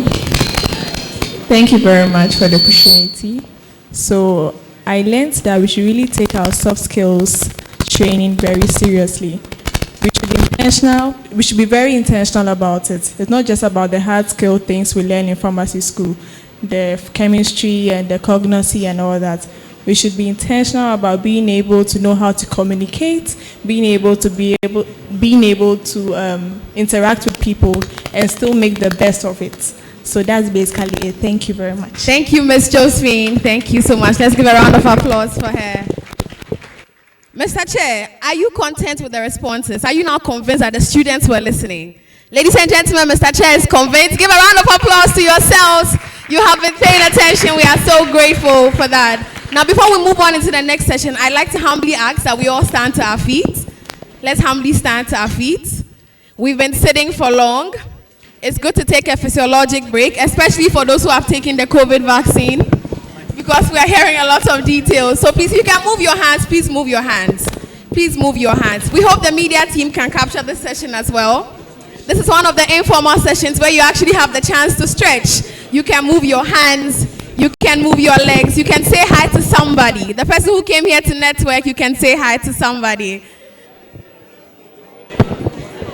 I can't see the hands up. The hands are not moving.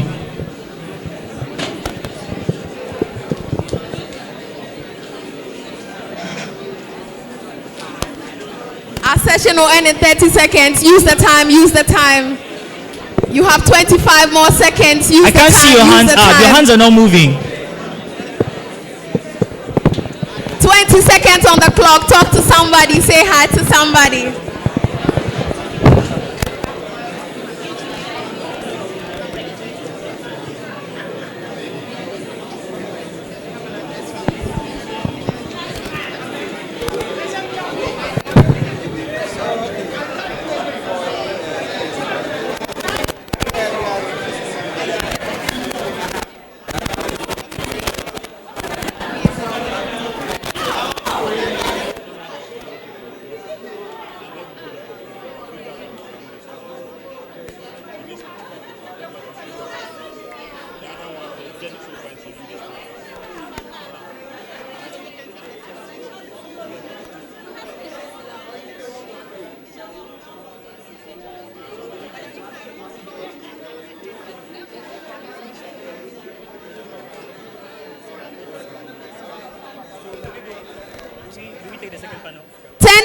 On the clock, 10 seconds on the clock. 10 seconds on the clock. If you haven't said hi to somebody, say hi to somebody.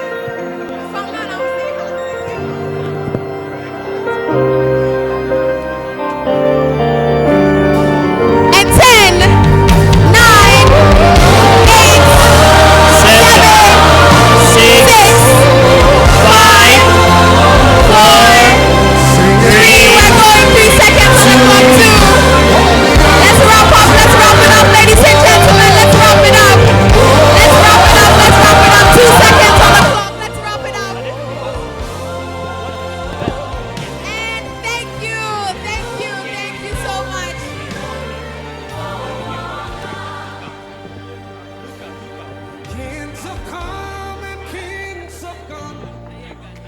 Thrones and rulers disappear, but your kingdom Okay, so I see the students love the networking sessions more than everybody else.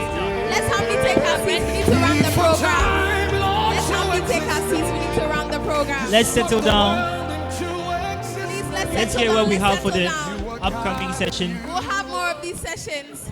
Let's settle down, please. Let's settle down, please, guys.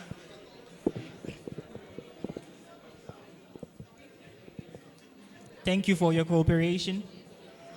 I can see Rudolph is not yet sitting down. Please, let's settle and let's settle down. So Hey. I'd like us to give a round of applause to the technical team. I don't know if you've realized, but the sound is better than it was in the beginning. Let's give it up for them, ladies and gentlemen. It's not an easy task to put the sound together, and thank you for that musical interlude. Thank you so much. We appreciate all of you. We are coming to the end of the first session of the program, slowly but surely. And then please note that we'll be taking a quick break after this session, and then we will come back for the second session. So I know a lot of students like to hear this part, and then, they start thinking, oh, when I leave here, you don't plan on coming back. Please, I'm begging you, all right? I'm begging you. Right after the break, we are going to come back and have another session. The session is for you and I. It's on the journey so far for PSFGH, and a lot of introductions and project ideas that are for the students. The executives have been working on a lot of projects specifically for you. So if you're not here to listen to them and take advantage of them, then we wouldn't know what we will be doing here. So I'm pleading that after the break, I'm almost tempted to make sure that we don't have the break until the end of the session, but I'm told a lot of you haven't had food yet. So we'll take the break, not yet, after we conclude the first session. You'll go quickly and then you will come back.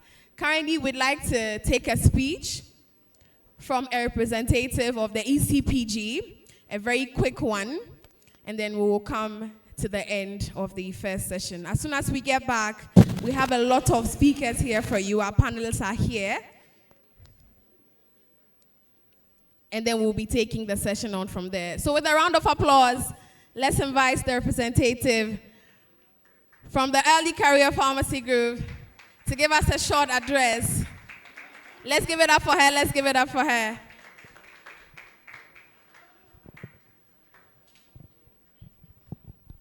Ladies and gentlemen, esteemed colleagues, and future leaders of the pharmaceutical industry, good afternoon to you all. I am deeply honored to stand before you today, representing ECPG and our distinguished chairperson, at this media conference of the Pharmaceutical Students Federation. Our theme this year, from the foundation to the frontiers, celebrating the phenomenal journey and forging new futures by championing the empowerment of upcoming pharmacists in industrial innovation, is both a reflection on our storied past and a vision for an inspiring future. As we gather here today, we are reminded of the incredible progress that has been made in the pharmaceutical field. Our journey from the foundation has been marked by relentless dedication, groundbreaking discoveries, and the unwavering commitment to improving healthcare outcomes for all. This progress is not just the result of scientific advancements, but also the product of collaborative efforts and the empowerment of each member within our community. Our current reality as a profession is one that is largely dependent on the empowerment of pharmacists by the government. A critical analysis of the employment statistics over the past 5 decades shows the unsustainability of this plan. As young pharmacists, we need to seriously break the mold and branch into frontiers outside the traditional domains of pharmacy. This will require great entrepreneurial skills and sacrifice. In celebrating this phenomenal journey, we acknowledge the countless contributions of those who came before us, that is, visionaries who laid the groundwork for modern pharmacy practice. Their pioneering spirit and innovative approaches have set the stage for where we stand today, ready to push the boundaries even further. However, our celebration is not merely a look back at past achievements. It is a call to action, a rallying cry for each one of us to continue this legacy by forging new futures. The landscape of healthcare is evolving rapidly, driven by technological advancements, personalized medicine, and ever-increasing demand for innovative solutions. As upcoming pharmacists, you are the forefront of this transformation. Empowering you, the next generation of pharmacists, is not just an option, it's an imperative. The future of our industry depends on your ability to harness the power of industrial innovation to meet the challenges and opportunities that lie ahead. This empowerment begins with a strong foundation in education, training, and fostering a mindset of lifelong learning and adaptability. We must champion initiatives that provide you with the tools and resources to thrive. This includes promoting interdisciplinary collaborations, enhancing access to cutting-edge research, and creating platforms for entrepreneurial ventures. By doing so, we ensure that you are all well equipped to lead in areas such as drug development, biotechnology, regulatory affairs, and beyond. Innovation in our field is not confined to the laboratory or manufacturing floor. It extends to the way we approach patient care, advocate for public health, and address global healthcare disparities. As pharmacists, our role is multifaceted, and our impact is profound. We must embrace this diversity and leverage our expertise to make meaningful contributions across the healthcare spectrum.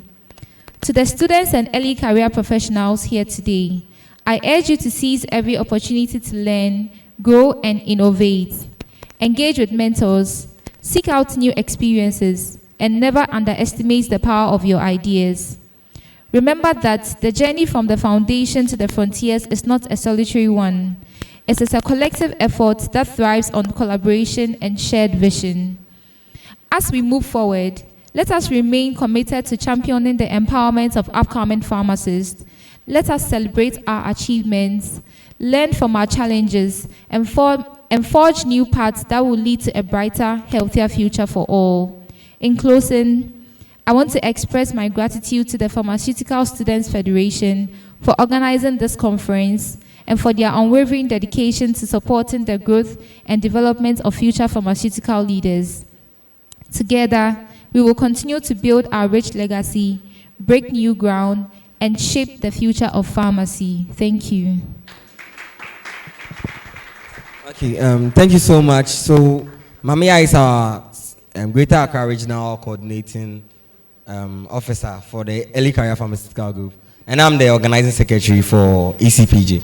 So I'm here to just add up with our social media platforms and how to reach out to us. So we are for the students, okay? So our main constituent as a group under the PSGH is the students. So the 7 pharmaceutical schools are our major constituents, yes, must I say. So please, if you want to reach out to us, you want to do something, you want to talk to PSGH, I want to say this here and again, you want to talk to PSGH, the people that you talk to, for them to advocate on your behalf is the Early Career Pharmaceutical Group.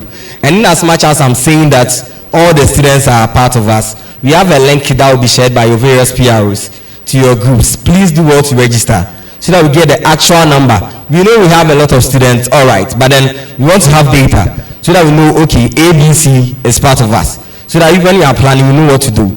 And this is just something I'd like to put out before the AGM. Those in Kumasi, please, AGM is coming September 24th. We will need your help, yes. So I had a rule somewhere, please, KNUST students and those who can come around, we need your help being AGM. So your president will reach out to you guys and make sure to join us to make AGM great. So our various, our handle across the various platforms is Early Career Pharmaceutical Group on LinkedIn, on Instagram, on X. So you can reach out to us, and then the number on WhatsApp will be also shared from across the various WhatsApp platforms. Thank you so much. You have a lovely day. Let's give it up for the Early Career Pharmacy Group. Thank you so much. Thank you so much. We will now take a project launch from the International Relations Committee very quickly, and then we move into the closing.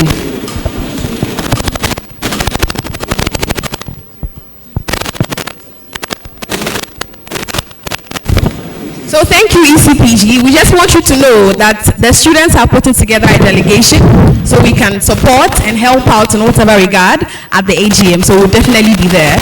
The students are doing their best to make impact from henceforth so that in subsequent years, the presence of the Federation will be felt and will be felt well. Ladies and gentlemen, the chairperson, the president of the Pharmaceutical Society of Ghana, distinguished guests, all protocols duly observed. Everyone, let's have a pharmacy appointment.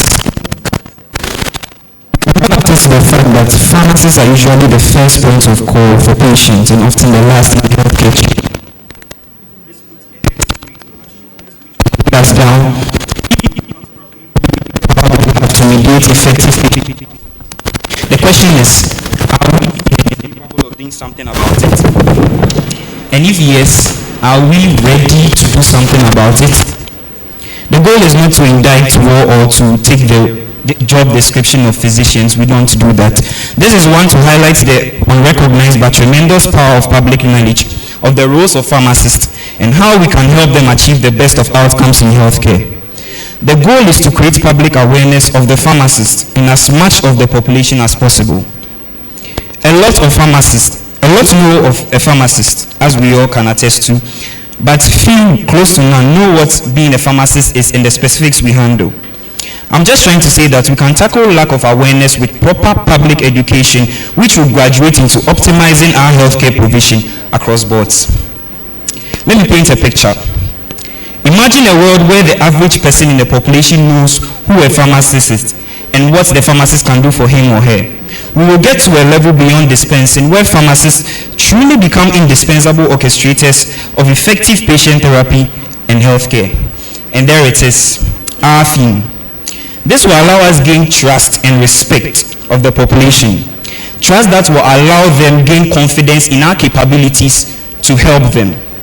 The atmosphere created, empowered by the knowledge dissipated, will give way for the full realization of what the pharmacist is made for, even to the letter. It all depends on how well you and I carry on this vision. This is what the professional development team under the International Relations Office of Psfgh, in collaboration with FPI, the Future Pharmacy Initiative, seeks to achieve in the upcoming Pharmacy Profession Awareness Campaign, August 2024. We are going to actively herald this vision in Ghana, Nigeria, Gambia, Zambia, just to mention a few. These countries are going to be a testament of our long-term vision to throw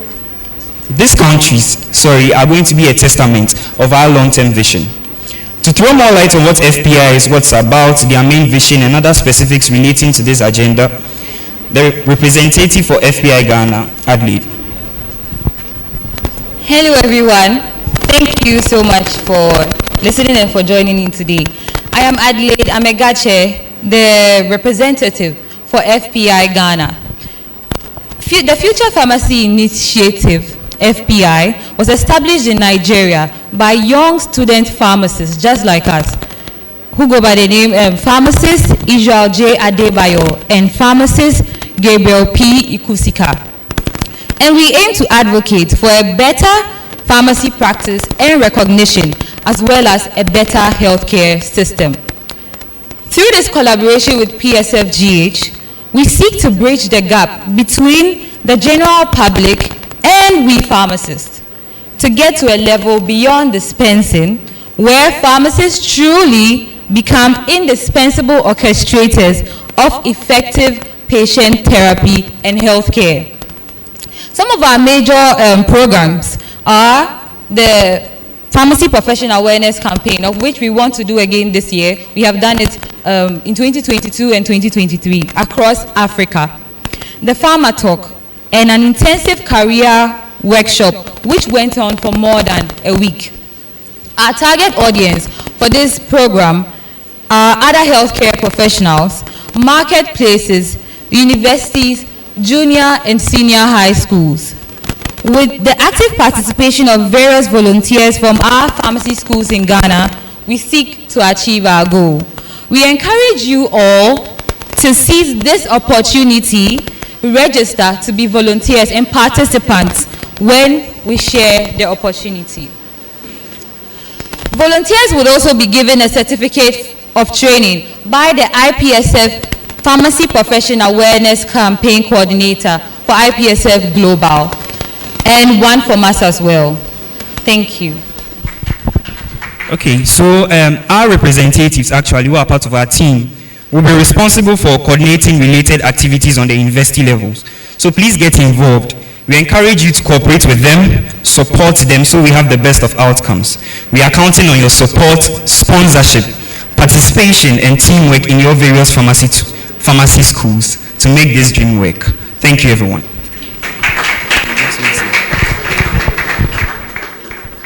Hello, everyone.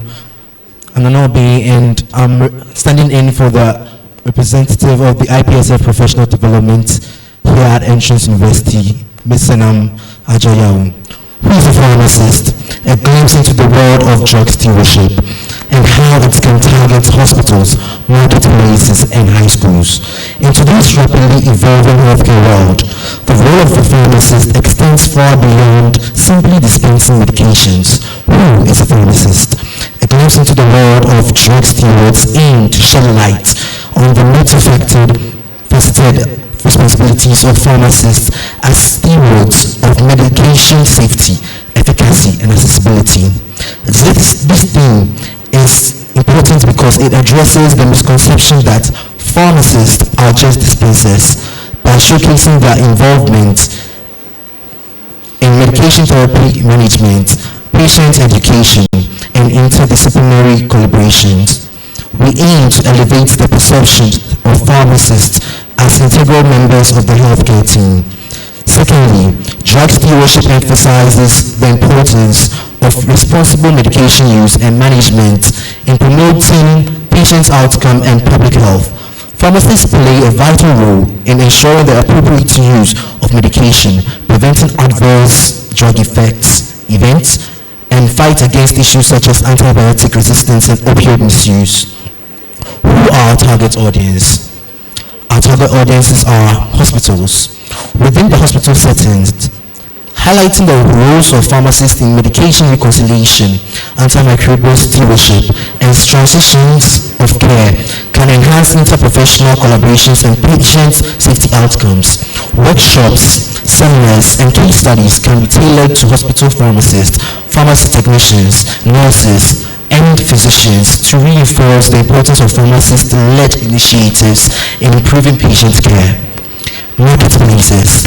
Engaging with community pharmacies and retail settings provide an opportunity to educate the general public about the service offered by pharmacists beyond dispensing. Public awareness campaigns, health fairs, and informational brochures can emphasize the pharmacist's roles in medication counseling, immunization, chronic disease management, and over-the-counter medication safety. In high schools, introducing the concept of drug stewardship to high school students not only educates them about the pharmacy profession, but also instills a sense of responsibility towards medication use and public health. Career days, interactive workshops, and mentorship programs can inspire students to pursue pharmacy as a career path and cultivate a future generation of knowledgeable healthcare consumers.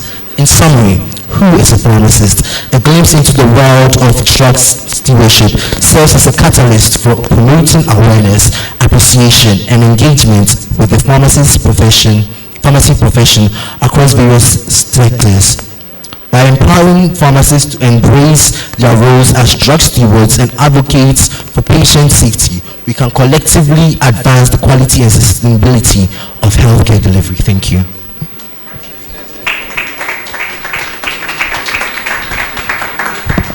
Thank you very much. Ladies and gentlemen, all too soon we are coming to the end of the session 1 of the program.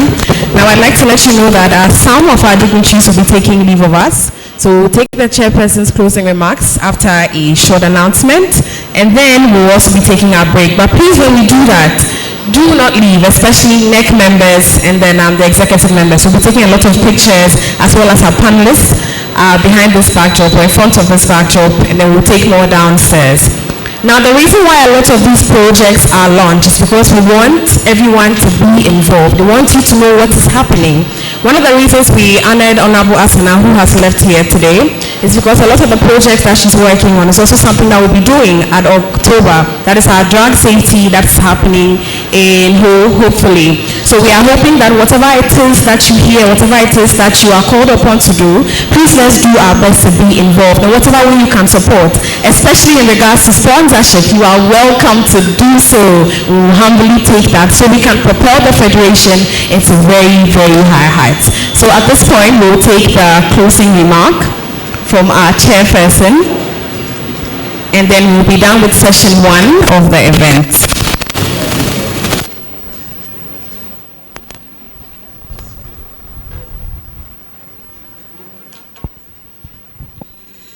Are you hungry?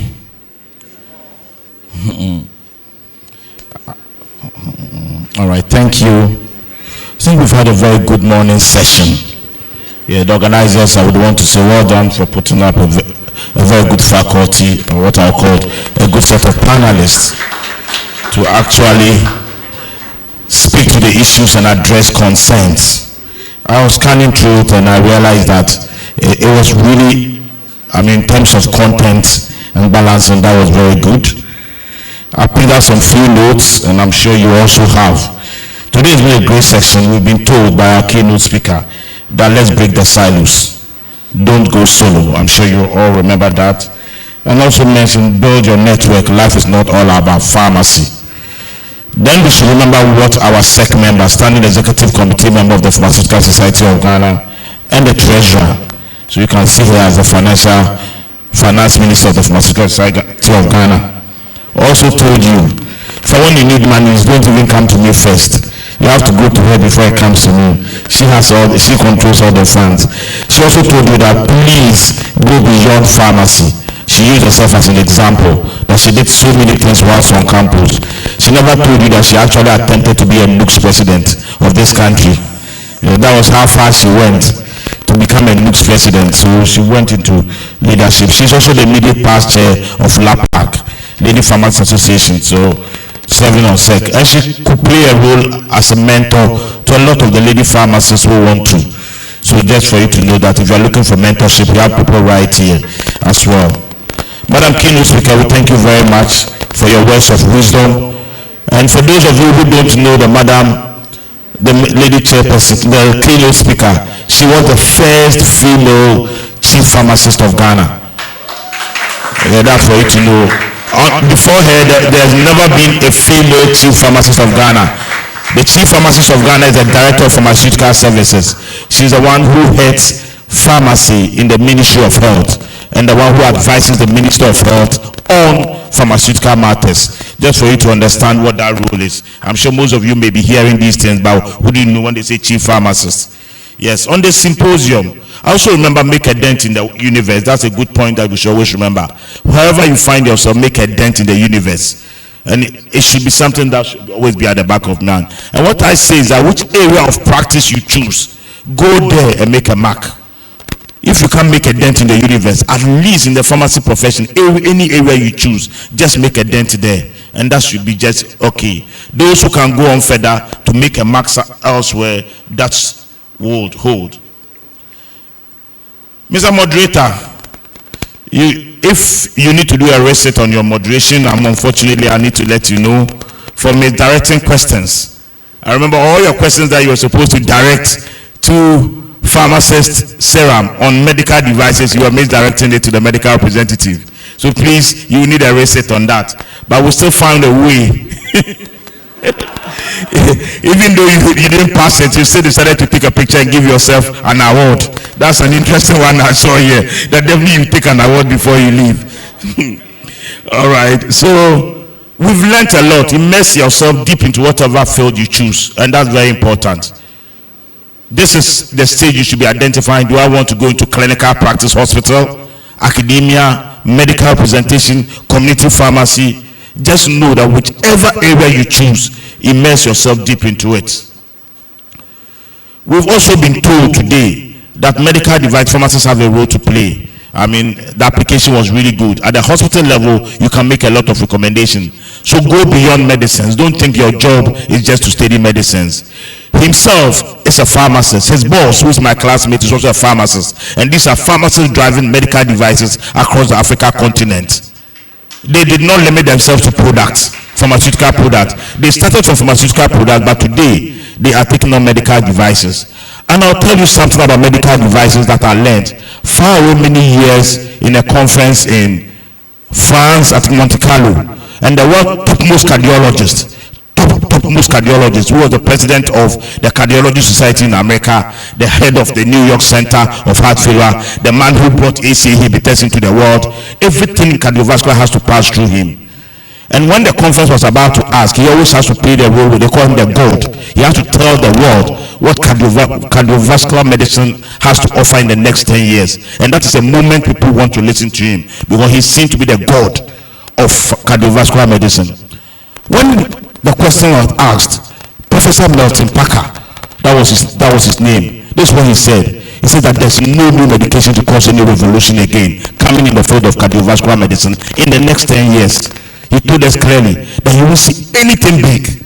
The only thing that will be coming with the medical devices to change cardiovascular medicine. So I'm not really surprised seeing that now a lot of cardio devices are. I said that all the things they are doing now are basically on devices. For the medicines, nothing revolutionary was going to happen.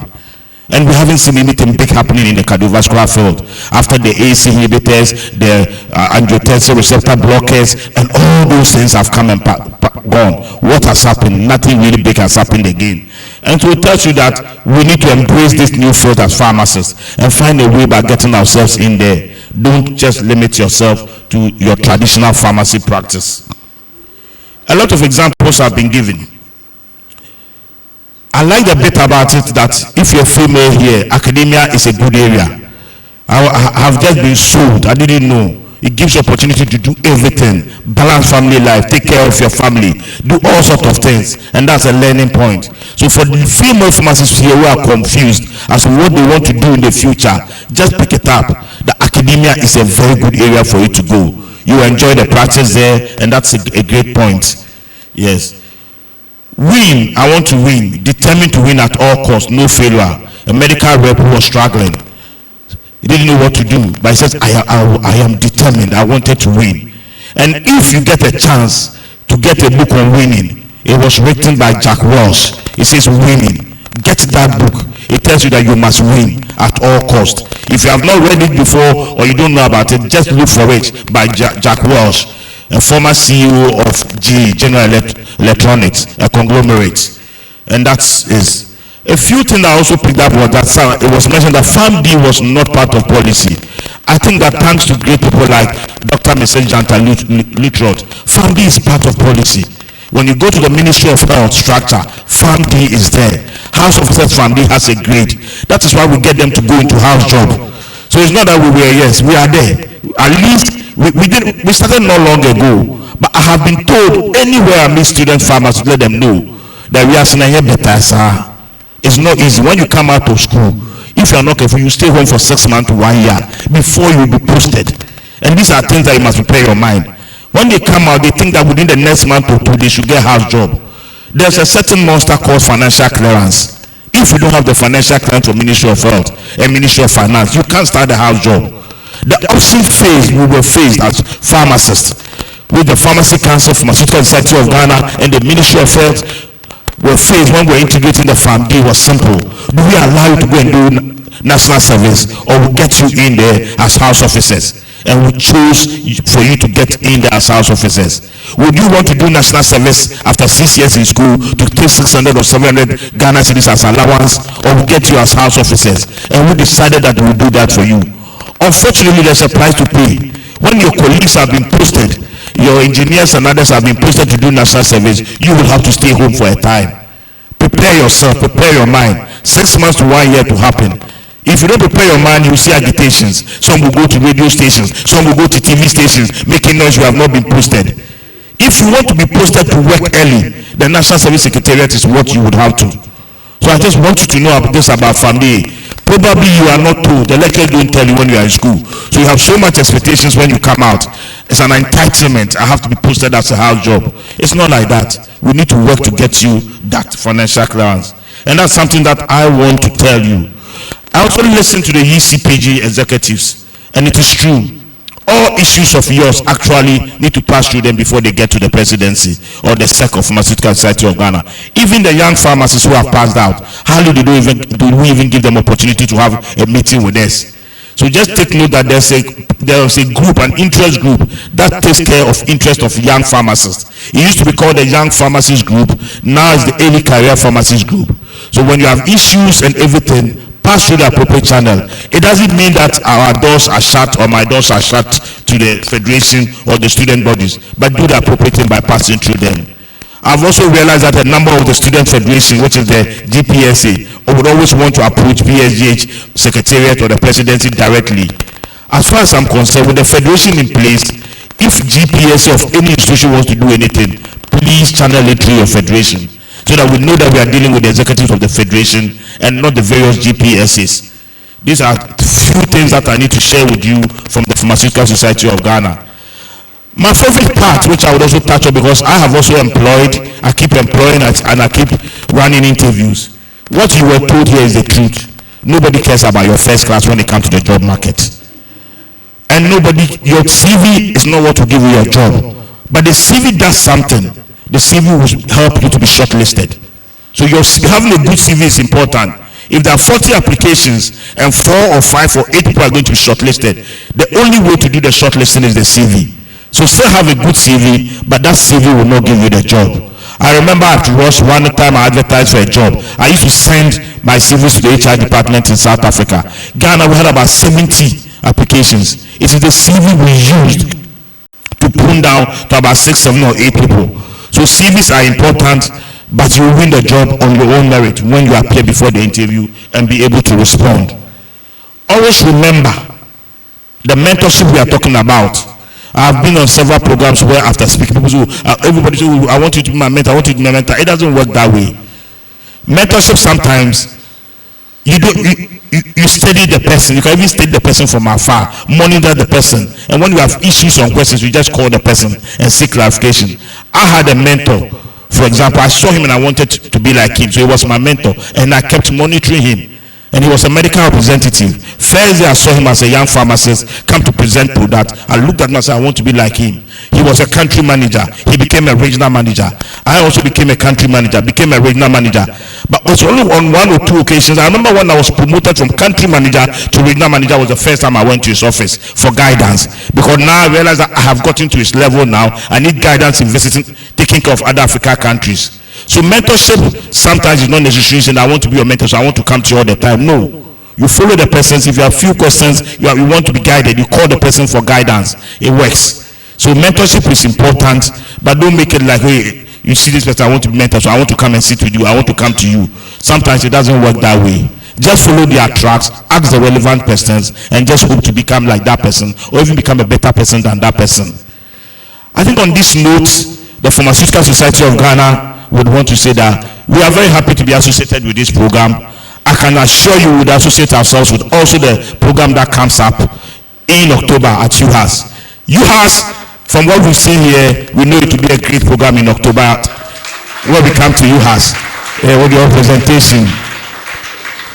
On that note, for all of you who are here and for my eminent pharmacists, colleague pharmacists here, I would want to say thank you for coming here to support.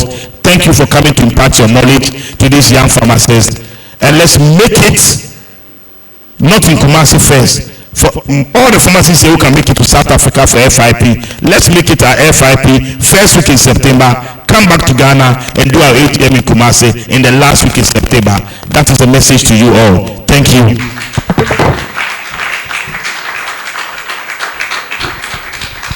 Thank you very much, Dr. Donko. we would please like to help our dignitaries out, but before that, we would want to mention some of them that are here, starting with Dr. Donko. We also have the Dr. Martha Jansa Lutadot. We also have Dr. Yelaj with us. We have Dr. Joseph Sapon, Dr. Daniel Anokwa, aka Propane. We also have Honora Asana Isaka, who was here and has left. Thank you very much. We also have from Seram Duku, who is here, from Jerry Sosu, Dr. Dominic Otre, who is here. We also have from Nana, who is always welcome to entrance. Thank you very much also. And any other dignitary who is here, which we haven't mentioned, we greatly appreciate your support. We encourage you to keep supporting students the way that you have. And if you have more ways of supporting us, please do so. Thank you very much. Shall we give a round of applause to the dignitaries present here today? My co-MC mentioned all their names, and I'd like you to know that we do not take your efforts for granted at all. We understand what it is to take 2 to 5 hours off your schedule to come and sit with the students, and we know that it's because you believe in the things that we are doing and the things that we are going to do. So like I mentioned, we do not take your efforts for granted. Ladies and gentlemen, let's give our dignitaries a resounding round of applause. I can't hear that applause. I can't hear it. Let's give them a resounding round of applause. We know that from here, they are not ending. They are going to do more. In fact, a lot of them have whispered in my ear. We know that big things are coming. So if you know what is good for you, please start registering for the drag safety in October, because like I mentioned, big things are coming. Thank you so much for being here. We have humbly come to the end of session 1, and we would like our executives to stay behind so we can take pictures with our distinguished dignitaries as well as the NEC members. So students, please, your item 13 is waiting for you. You are free to move downstairs, especially for those who have already gotten hypoglycemic. Go first. Okay, all right. Don't forget to. So our dignitaries, we want to humbly ask you to come up stage so that we can take some pictures. ICC, please give us a musical interlude. We'd like to take some pictures with you. Ladies and gentlemen, another resounding round of applause before you leave the auditorium. Another resounding round of applause. Thank you so much. Thank you so much. Our visual scientists, we need you here. Please, the break is set. It is 30 minutes.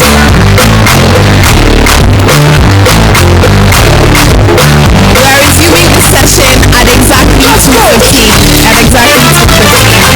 Our visual scientists, we need you up here. Our photographers, our visual scientists, we need you up here. We need to take some good pictures. We need you up here. Mr. Moderator, please join the pictures. Can we have our visual scientists here? We need to take some pictures.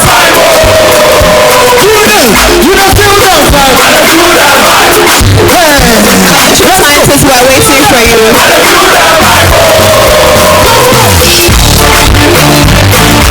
G-Star is the proud sponsor of this event. We want you to know that they are here with us.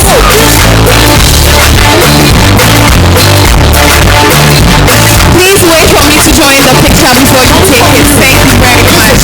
In fact, I want to stand in the middle of PSGH. What are your stories?